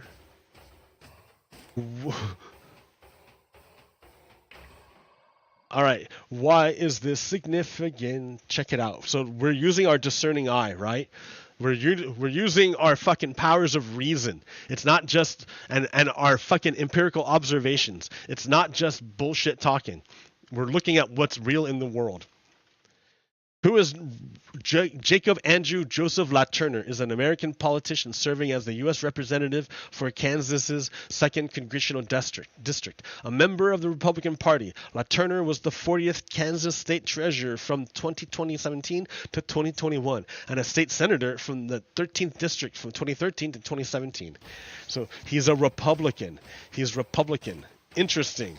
The Republican Party, like I've said over and over again, is a fascist party.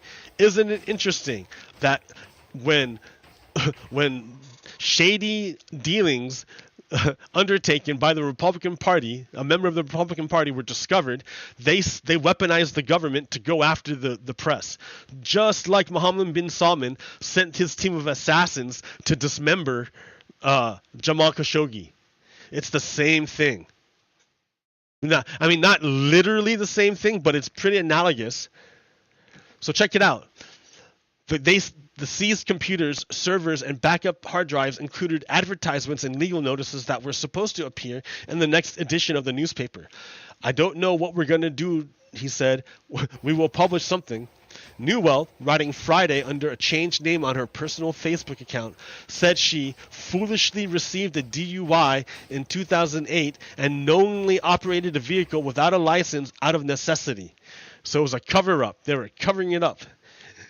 I mean, she's coming clean now, but it's a little bit late. Why would you send the police? So that's not the issue now. Now the issue is the fucking cover-up, the police. At the law enforcement center in Marion, a staff member said only Police Chief Gideon Cody could answer questions for the story, and that Cody had gone home early for the day and could not be reached by phone. The office of the Attorney General, Chris Kobach, wasn't available to comment on the legal controversy in Marion, which is in north of Wichita in central Kansas. Melissa Underwood, communications director of the Kansas Bureau of Investigations, replied by email to a question about whether the KBI was involved in the case. Quote, "At the request of the Marion Police Department on Tuesday, August 8th, we began an investigation into the allegations of criminal wrongdoing in Marion, Kansas. The investigation is ongoing," Underwood said. So wait a minute. Are they doing it to help the press? Or are they doing it to follow up on the bogus cover-up, the bogus story that destroyed the press and covered up the secret meeting? I don't know what it is about the drunk driving law. Maybe they were discussing like a road thing that they weren't supposed to. Maybe that's like the big deal. I don't know. Meyer, whose father worked at a newspaper from 1948 until he retired, bought the Marion County Record in 1998, preventing a sale to a corporate newspaper chain. As a journalism professor in Illinois, Meyer said he had graduated students from Egypt who talked about how people would come into the newspaper office and seize everything so they couldn't publish. Those students presented a scholarly paper at a conference in Toronto about what it has done to journalism there. That's basically what they're doing here. They're trying to do here, Meyer said. The intervention is just like that repressive government of Egypt. I didn't think it could happen in America. So it wasn't even. It's worse than that of late, right? Because let me follow it up. It got worse. It got worse. Let me show you how it got worse. How did it get worse?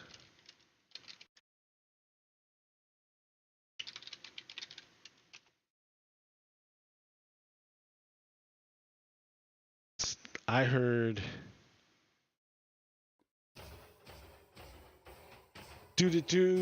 check this out. It's not just me bullshitting. It's not just me bullshitting. It's not just me bullshitting. It's not. Why would I do that? It's so much better to use the full power of the word. Like, people underestimate the power of the word. Illegal raids contribute to the death of newspaper co-owner. Stressed beyond her limits and overwhelmed by hours of shock and grief after illegal police raids on her home and the Marion County Record newspaper office Friday, the 98-year-old newspaper co-owner, Joanne Meyer, that person who I was quoted over there, otherwise in good health for her age, collapsed Saturday afternoon and died at her home. I thought it said he. What was going on? She had not been able to eat after police showed up at the door on her home Friday with a search warrant in hand. Neither was she available to sleep Friday night. She tearfully watched during the raid as police not only carted away... Is that all I got? Yeah, that's all I got. So yeah, dude, it wasn't that raid, that police raid, to cover up the meeting between the Republican representative and that business owner. Whatever they were discussing that they had to cover up resulted in the death of the owner who bought that. Why is that 98-year-old person owning a newspaper to begin with? Why? Because like 20 years ago, the original owner of the newspaper died, and it was going to go to a corporate out-of-state place. And instead, she bought it and ran it for the town. So it wouldn't go out of state. It wouldn't be a corporate ownership. She was like a member of the community, and they fucking raided her house to cover up a story, and she died from the shock. Because that's not something that happens in the United States. It's not supposed to. I mean, but it did. I'm telling you, dude, fascism is real. And why did they do it? In service to the Republican Party. Remember, they met with a Republican representative to do that. It was an unjust raid. It was weaponization of government. Exactly the same way that Donald Trump intends to use the Department of Justice.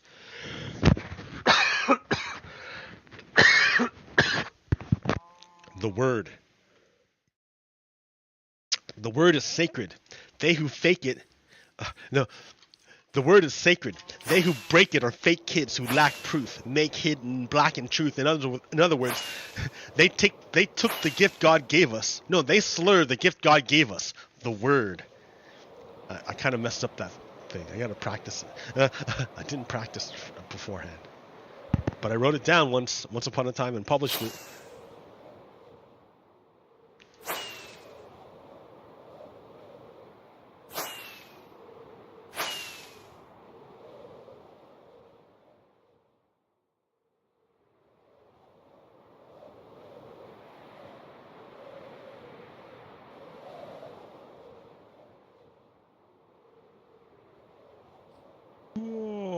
Okay, where are we at? So the state literally killed the owner of the newspaper to cover up a meeting between Republicans and a business owner.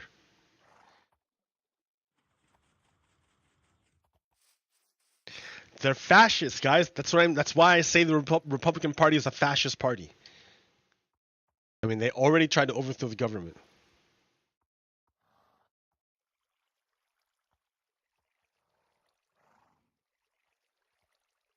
The last thing one of the last things.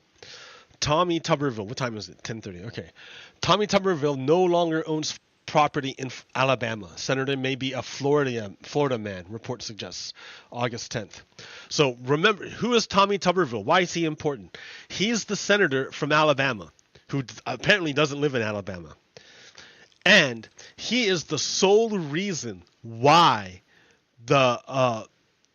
he's blocking all promotions in the Pentagon. This one senator from Alabama who lives in Florida is blocking all of the promotions in Alabama or in the military, in the Pentagon. So right now, we are like this. We got two. In like a week, we're gonna be down one more of Joint Chief of Staff. The Navy is gonna retire. Guys, when you look at China and Taiwan, what are you looking at them with? The Army? Come on. It's gonna be your Navy. It's gonna be the Navy, guys. It's your Navy. Look at your Navy. Your Navy and your Air Force. And our Navy head is, for the Joint Chief of Staff, is going to retire. And the person who Congress has already approved, they're already done. It's all finished. Everyone's ready except for that one guy, Tommy Tuberville, who doesn't even live in Alabama, who doesn't even live in the state that he's supposed to represent. I don't think he believes in democracy.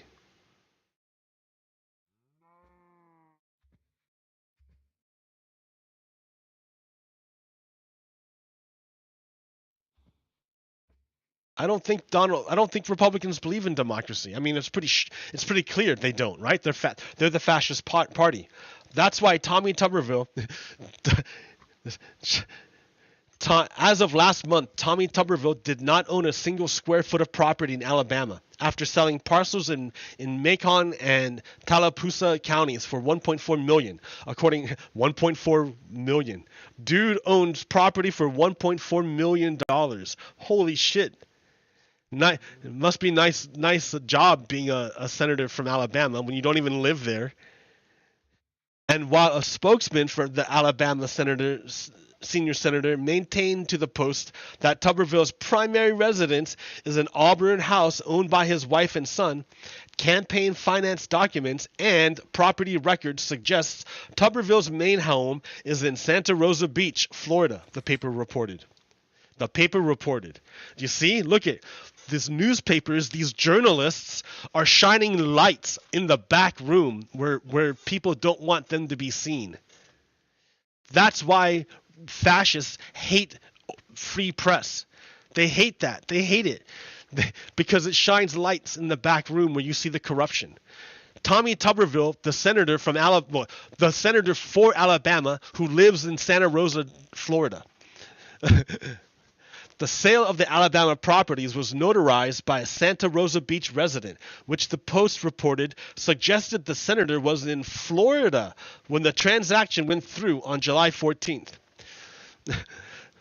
The report went on to say that Tuberville's wife, Suzanne Tuberville, is a licensed real estate agent in Florida and has worked for a Santa Rosa Beach real estate firm since the start of the year.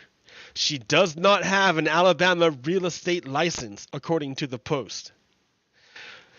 Campaign finance laws or reports shows Tuberville racked up monthly expenses for travel to Santa Rosa Beach, while Alabama travel was not as extensive. The Post noted American Airlines stopped flying from Washington, D.C. to Columbus, Georgia, the airport closest to Auburn, in the beginning of the year. That's Auburn is where he purports to live. Remember, the Alabama senator, Tommy Tuberville,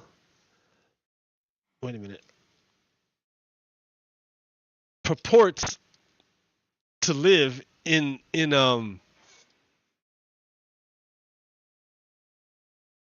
Alabama. Right, he's the Alabama senator. He should live in Alabama, but he doesn't take the airport closest to where he's supposed to live, Auburn. He says he lives in Auburn, but he doesn't take the airport from there. He doesn't ever take the airport there. Instead, he takes the airport from Florida. Tuberville's campaign made 7 purchases with the airline, which flies nonstop from D.C. to Panama City Beach near Santa Rosa Beach in 2023. So he flies to Florida, not to his home in Auburn, but to Florida, where his real home is. When he sold his properties while he was in Florida, because that's what it's notarized as. His wife works as a real estate agent, but not in Alabama. She's licensed to work and does work for a company in Florida.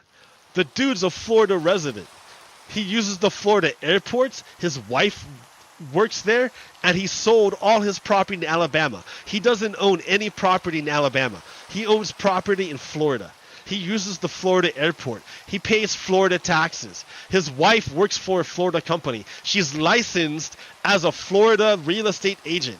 But he's the senator from Alabama. And he's holding up all of the military promotions for the Pentagon. Which hurts who? Alabama. It hurts the people in Alabama. There's military bases in Alabama. There's stuff in Alabama. Tommy Tuberville, who is functionally a resident of Florida, is holding up economic benefit for Alabama. Why? For his own personal good. It's not for anything else. It's his own personal good.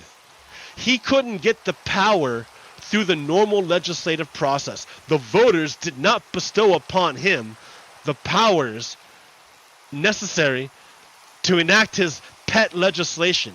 So instead, he wrote himself a veto by blocking the military promotions of the Pentagon.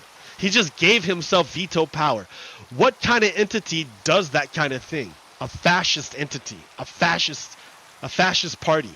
Fascists give themselves powers that are not in the Constitution, that were not given to them by the voters. That's what Tommy Tuberville has done exactly. He's not even a resident of Alabama, but yet he uses the power of the voters from Alabama to enact his own personal will. And he hurts the financial and economic benefits, well-being of Alabama to enact his own personal will. It's like, it's pure corruption. Tommy Tuberville's a bad guy. He there's like no reason he should be there. He is illegitimately holding power. He's not even a resident of Alabama. How can he be their senator? Because it's the Republican Party, and they're fascist. They're fascist. You remember that little route?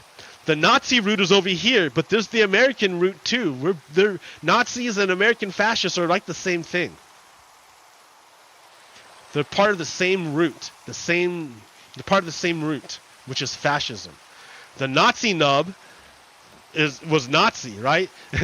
It looks a little bit different than the American white supremacist nub, but they're part of the same route, which is fascism.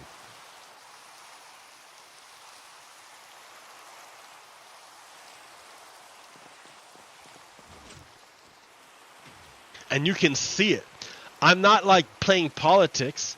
I'm showing you like real world shit, real world stuff. It's really happening, right? It's really, really there. You can fucking attach stuff to it. That's what I'm saying. They're anchor points.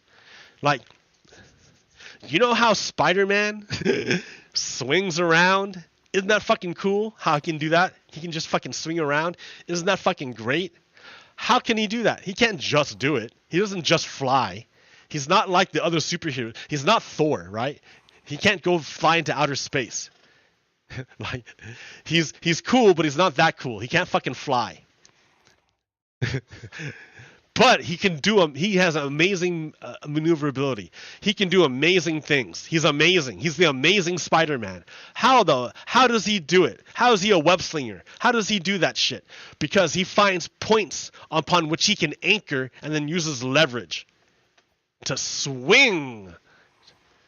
Leverage and inertia. You find anchor points. I'm showing you anchor points. These aren't just bullshit stuff, right? This is fact. This is truth. This is what's really actually there. If it's really actually there, you can fucking throw your web, shoot your shot, and attach to it, and then swing. And you can make a ginormous web if you want. You can make a web.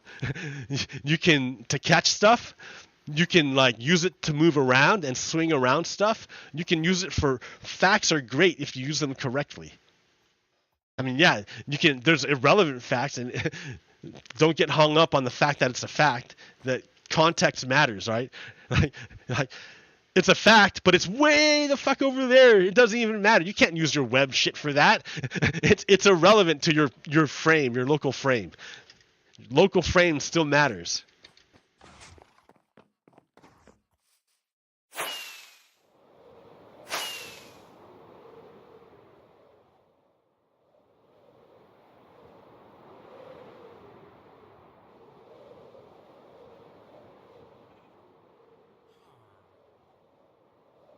Got a haircut, you see. Oh, isn't that nice? For me, it's way cooler. I was so hot all the time. Sweaty. But then, I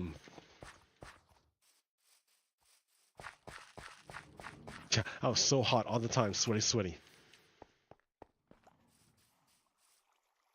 Oh, check that out. See, what do we got? Anything else? What's this? It's a small system, 10 panels. Chris Mudd is the CEO and says yes. Give President Biden some credit. Yeah, absolutely. You know, there are lots of grants available to business owners. The tax credit at the production. But Mudd is a lifelong Iowa Republican. So wait a minute. This dude just said, this mud dude just said that, oh, Biden's coming through. we're getting money. I'm seeing it. I'm seeing this stuff there. It's there. He's like, yep, I acknowledge Biden is absolutely working. I see it. In the next breath, look at this. Would prefer that tax credit money be spent on a border wall and hopes for a Donald Trump comeback. Do I think that Donald Trump's perfect? No. I think I don't personally, I'm not a big fan of who he is and what he does and how he lives. But I think the decisions and the things that he did for our country were good. He tried to overthrow the government. He tried to end democracy. He tried to. What did he? How did the wall be good? How's the wall good? You just said that you see all this money available to you from Biden. Isn't that? And you just said that was good, but you say you want that directed to a wall? You want a wall? How does that help anyone? How does that help you?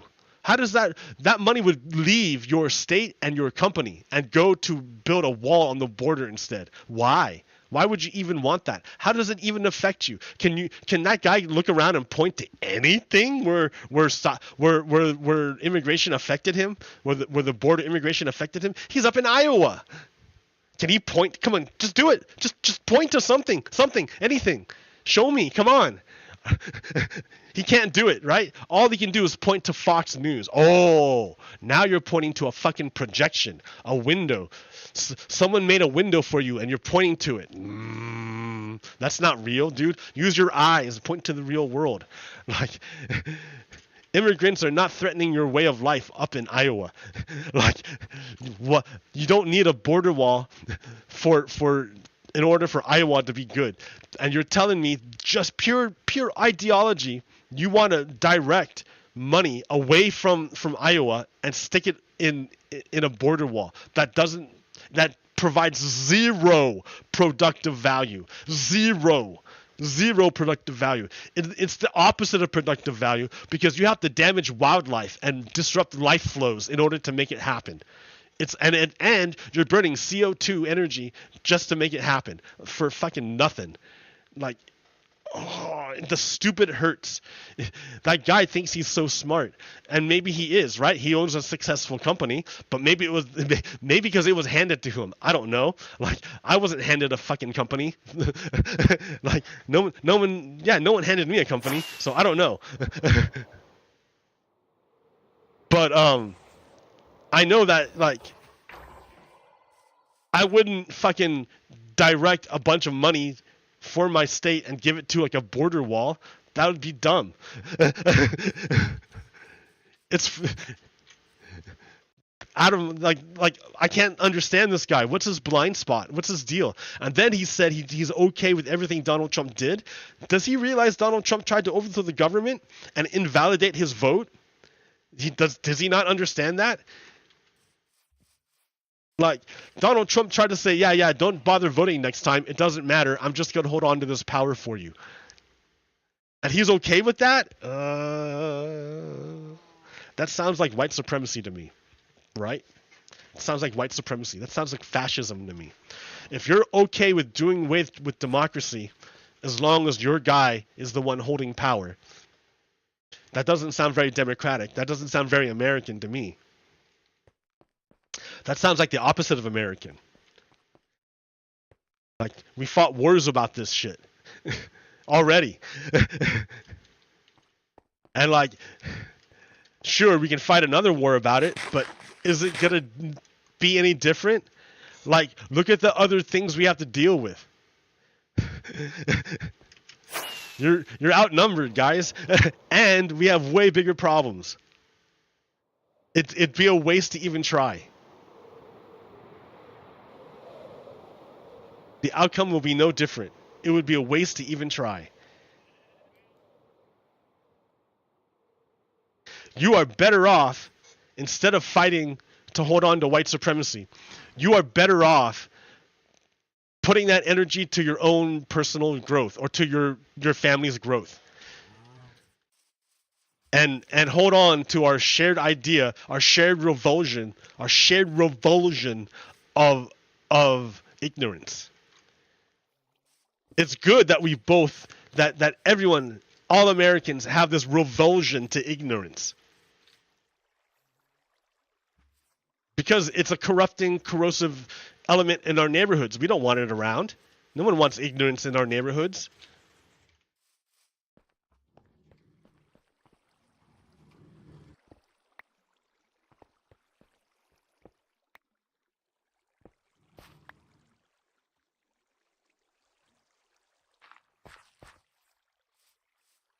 Wah, wah, wah. Revel did. See, this thing is nice. It just works quietly, and just forever. It's like invisible because it's been working so good for so long. You don't even know it's there. This thing, super loud. Yeah, sure, it pumps out the stuff. Yo, it's pumping. It is manufacturing, no doubt. It produces, but it's loud.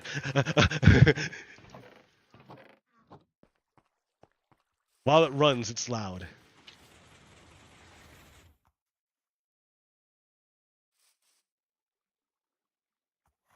Okay. I mean, really, that's all I have. I want you to see the connection between Jared Kushner, Mohammed bin Salman. Like, did I even have a map of that? I did. I did this a long time ago. I have to look it up. Map. Oh, that way. That.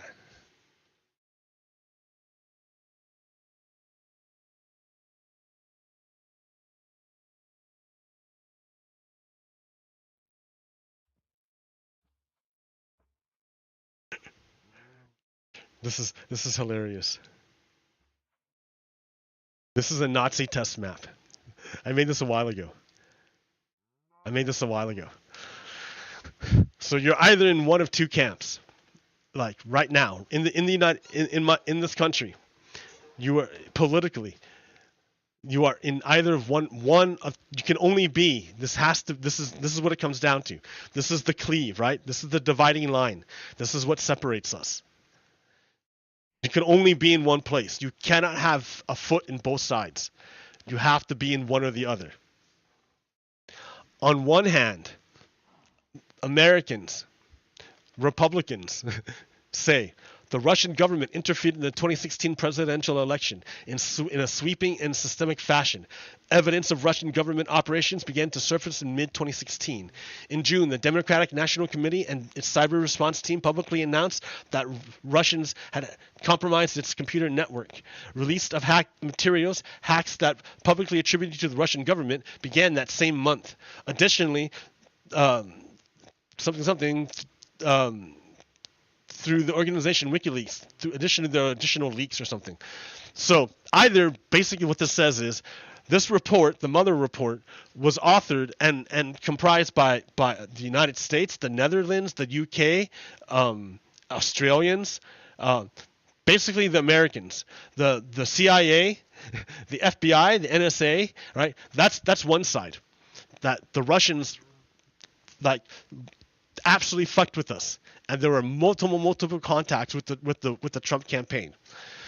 The other side, you can believe, the other side is Russian President Vladimir Putin dismissed Counsel Robert Mueller's report and investigation, agreeing with President Donald Trump's assessment that the entire probe was a witch hunt. We said from the start that Mr. Mueller's notorious report, he basically calling it bullshit. Let's see, where did I get it at? Where did it come from? Where did it come from, my beautiful friend? Open file location. Is it already here? No, what is going on?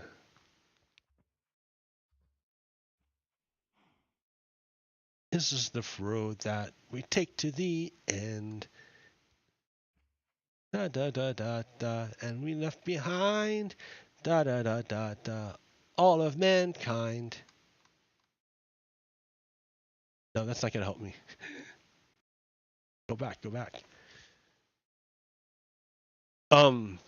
Anyways, or yeah, you either believe the Americans, or you believe Vladimir Putin and Donald Trump. Donald Trump, remember, is indicted for espionage and for trying to overthrow the government. So you believe, so that's your two choices. That's it. There's nothing else you have to answer. You either believe the Americans and the American allies and the American institutions, or you believe Vladimir Putin and Donald Trump.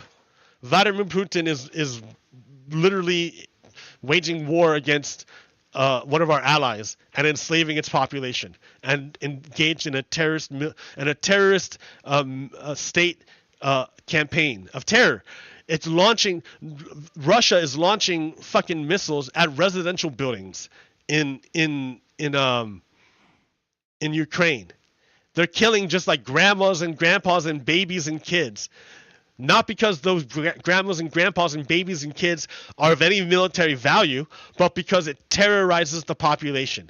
And they want to beat the Ukrainian government into submission so that they give up and roll over and let Russia do whatever they want. That's what Russia's about. They're a terrorist state. And Donald Trump is fucking totally allied. They allied with Vladimir Putin. They both deny it. They both say, no, we didn't do that. No, of course not. No, it's all bullshit. It's all bullshit. That's what they say. So you either believe the Americans and the Australians and the Brits and the Dutch and the American institutions like the FBI, the NSA, the CIA, I'm not sure what else, the DHS, or you believe Vladimir Putin and Donald Trump. Donald Trump, a man indicted for espionage and seditious conspiracy. That's your two choices.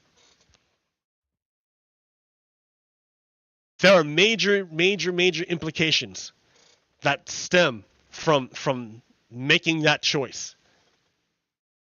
Because if you believe Vladimir Putin and Donald Trump that the Americans are lying,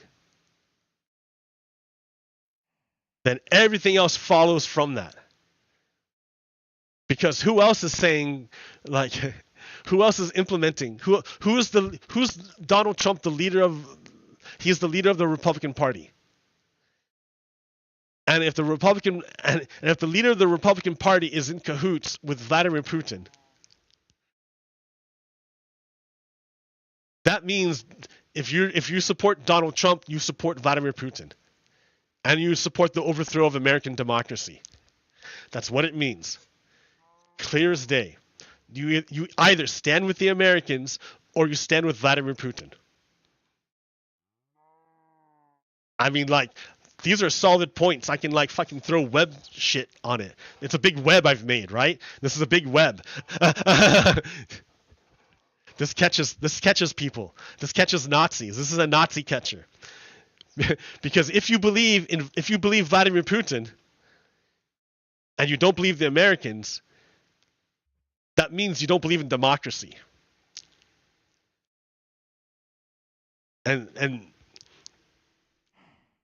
And if you're here in the United States, it's probably you're either a Confederate, a white supremacist, a Nazi, or a spy.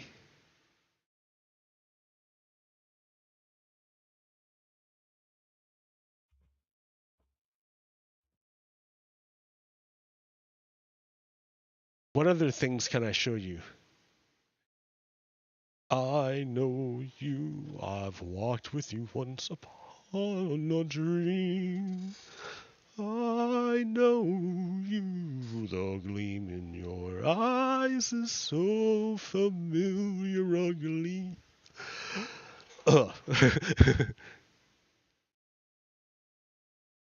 I can show you the world.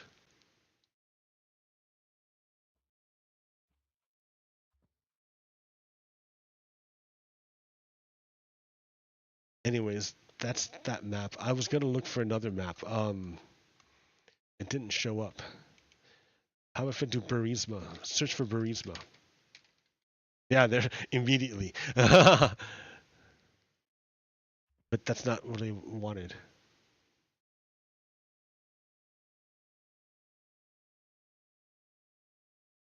Anyways, know what side you're on. That's essentially it. Know what side you're on. Know where you stand. Do do do do do do do do do do. Ba ba ba da ba ba. That's hilarious.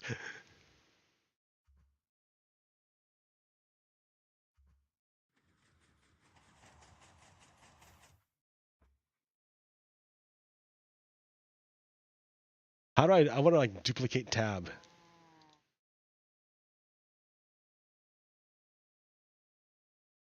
Because I don't want to have to search again. I want that to stay up.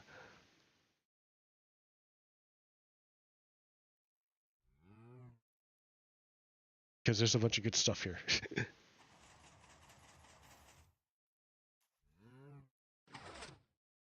Oh, here. See, that's what I mean. There's a bunch of good stuff, but if I click on it, I'm gonna lose my search, and it takes me like all this like dead time. If I had a co-host like talking to fill the dead time, that would be great. But I need someone I trust while I engineer this stuff.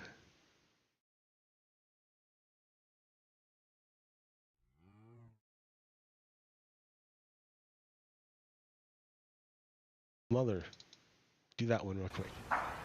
Director Mueller, the President has repeatedly claimed that your report found there was no obstruction and that it completely and totally exonerated him. But that is not what your report said, is it? Correct. It is not what the report said.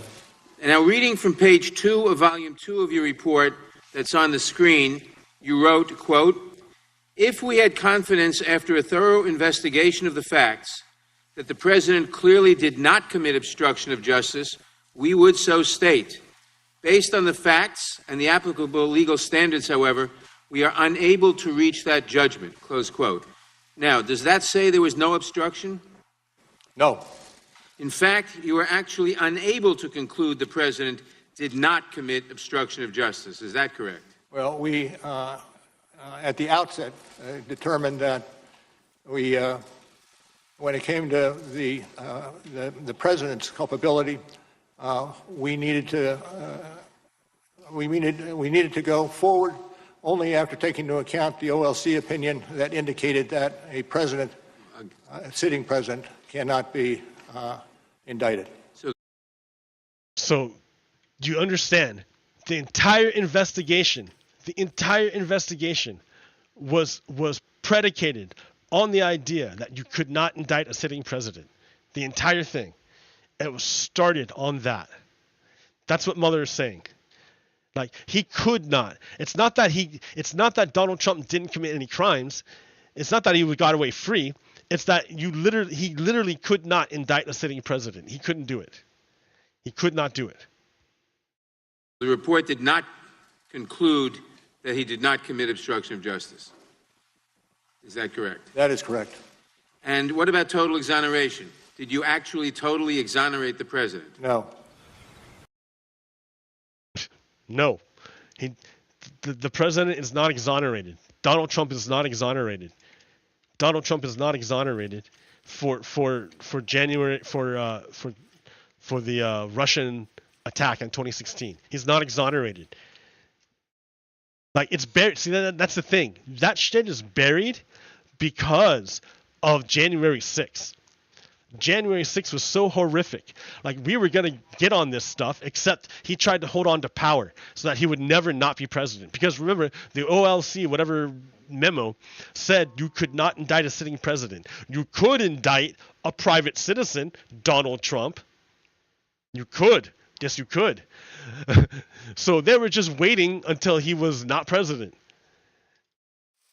to get him for obstruction of justice, for him covering up the Russian the Russian fucking infiltration and overthrow of the United States in the election that got Donald Trump into power. I mean, they didn't. I mean, yeah, it was infiltration, dude. They had spies.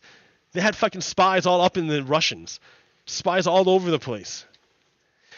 Look at the Republicans. They're literally inviting Chinese spies into Congress to testify, to spread propaganda. The Chinese government is fascist in its own little way, right? So it's not, you don't want to be friends with the Chinese government. They're kind of fascist. The people are great. The Chinese people are fantastic. Don't get me wrong, but the Chinese government is fascist.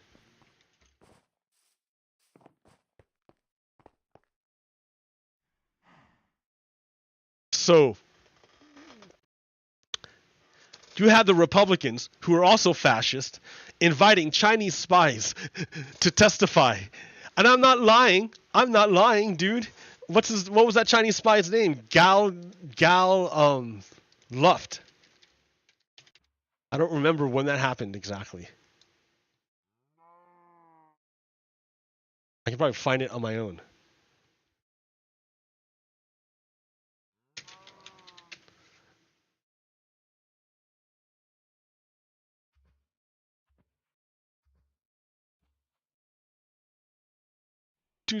Check this out, man. I'm not lying. I'm not lying. I'm not lying. Why would I lie? Revealed. You can look this up. It's not, where did I get it from? Yeah, right? That was dumb. Just to steal it.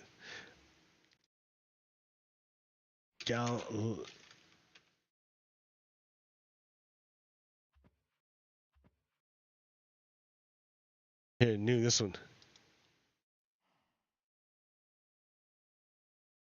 This is from NBC News. It says GOP House informant indicted on allegations he was an agent for China. Gal Luft, 57, was charged with acting as an unregistered agent for the Chinese government, trafficking weapons and lying to federal agents. Republicans were going to put him on the stand and he was going to testify because he said he had evidence that Joe Biden and Hunter Biden were corrupt. So, in other words, Republicans are looking for proof for their conspiracy theory. They don't have evidence. There's no evidence. There's nothing there, but they're trying to find it. And they're not even trying to find it. What they're trying to do is create a cloud behind them of insinuation so that you don't know what's actually going on. That way they can insinuate all sorts of bad things about Joe Biden. So that guy, oh, man, I was like just on him. I should like be back there. This guy, Chris Mudd, he sees the benefits of Joe Biden, but he's going to vote for the fascist anyways. Why? He's demoralized. Yeah, he cannot discern truth anymore.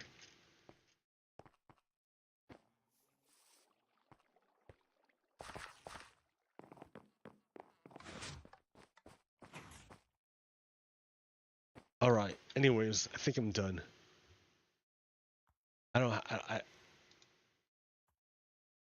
Every time I do a search, I lose the whole thing. Maybe I should open a new window. How about that? Anyways. All right, so I'm done. How about the people in Hawaii, in Maui? Help them out. What else is going on? I don't know, man. It's just hang in there. Keep your anchor intact and well functioning. Keep your vessel well functioning. All right, peace. Stop.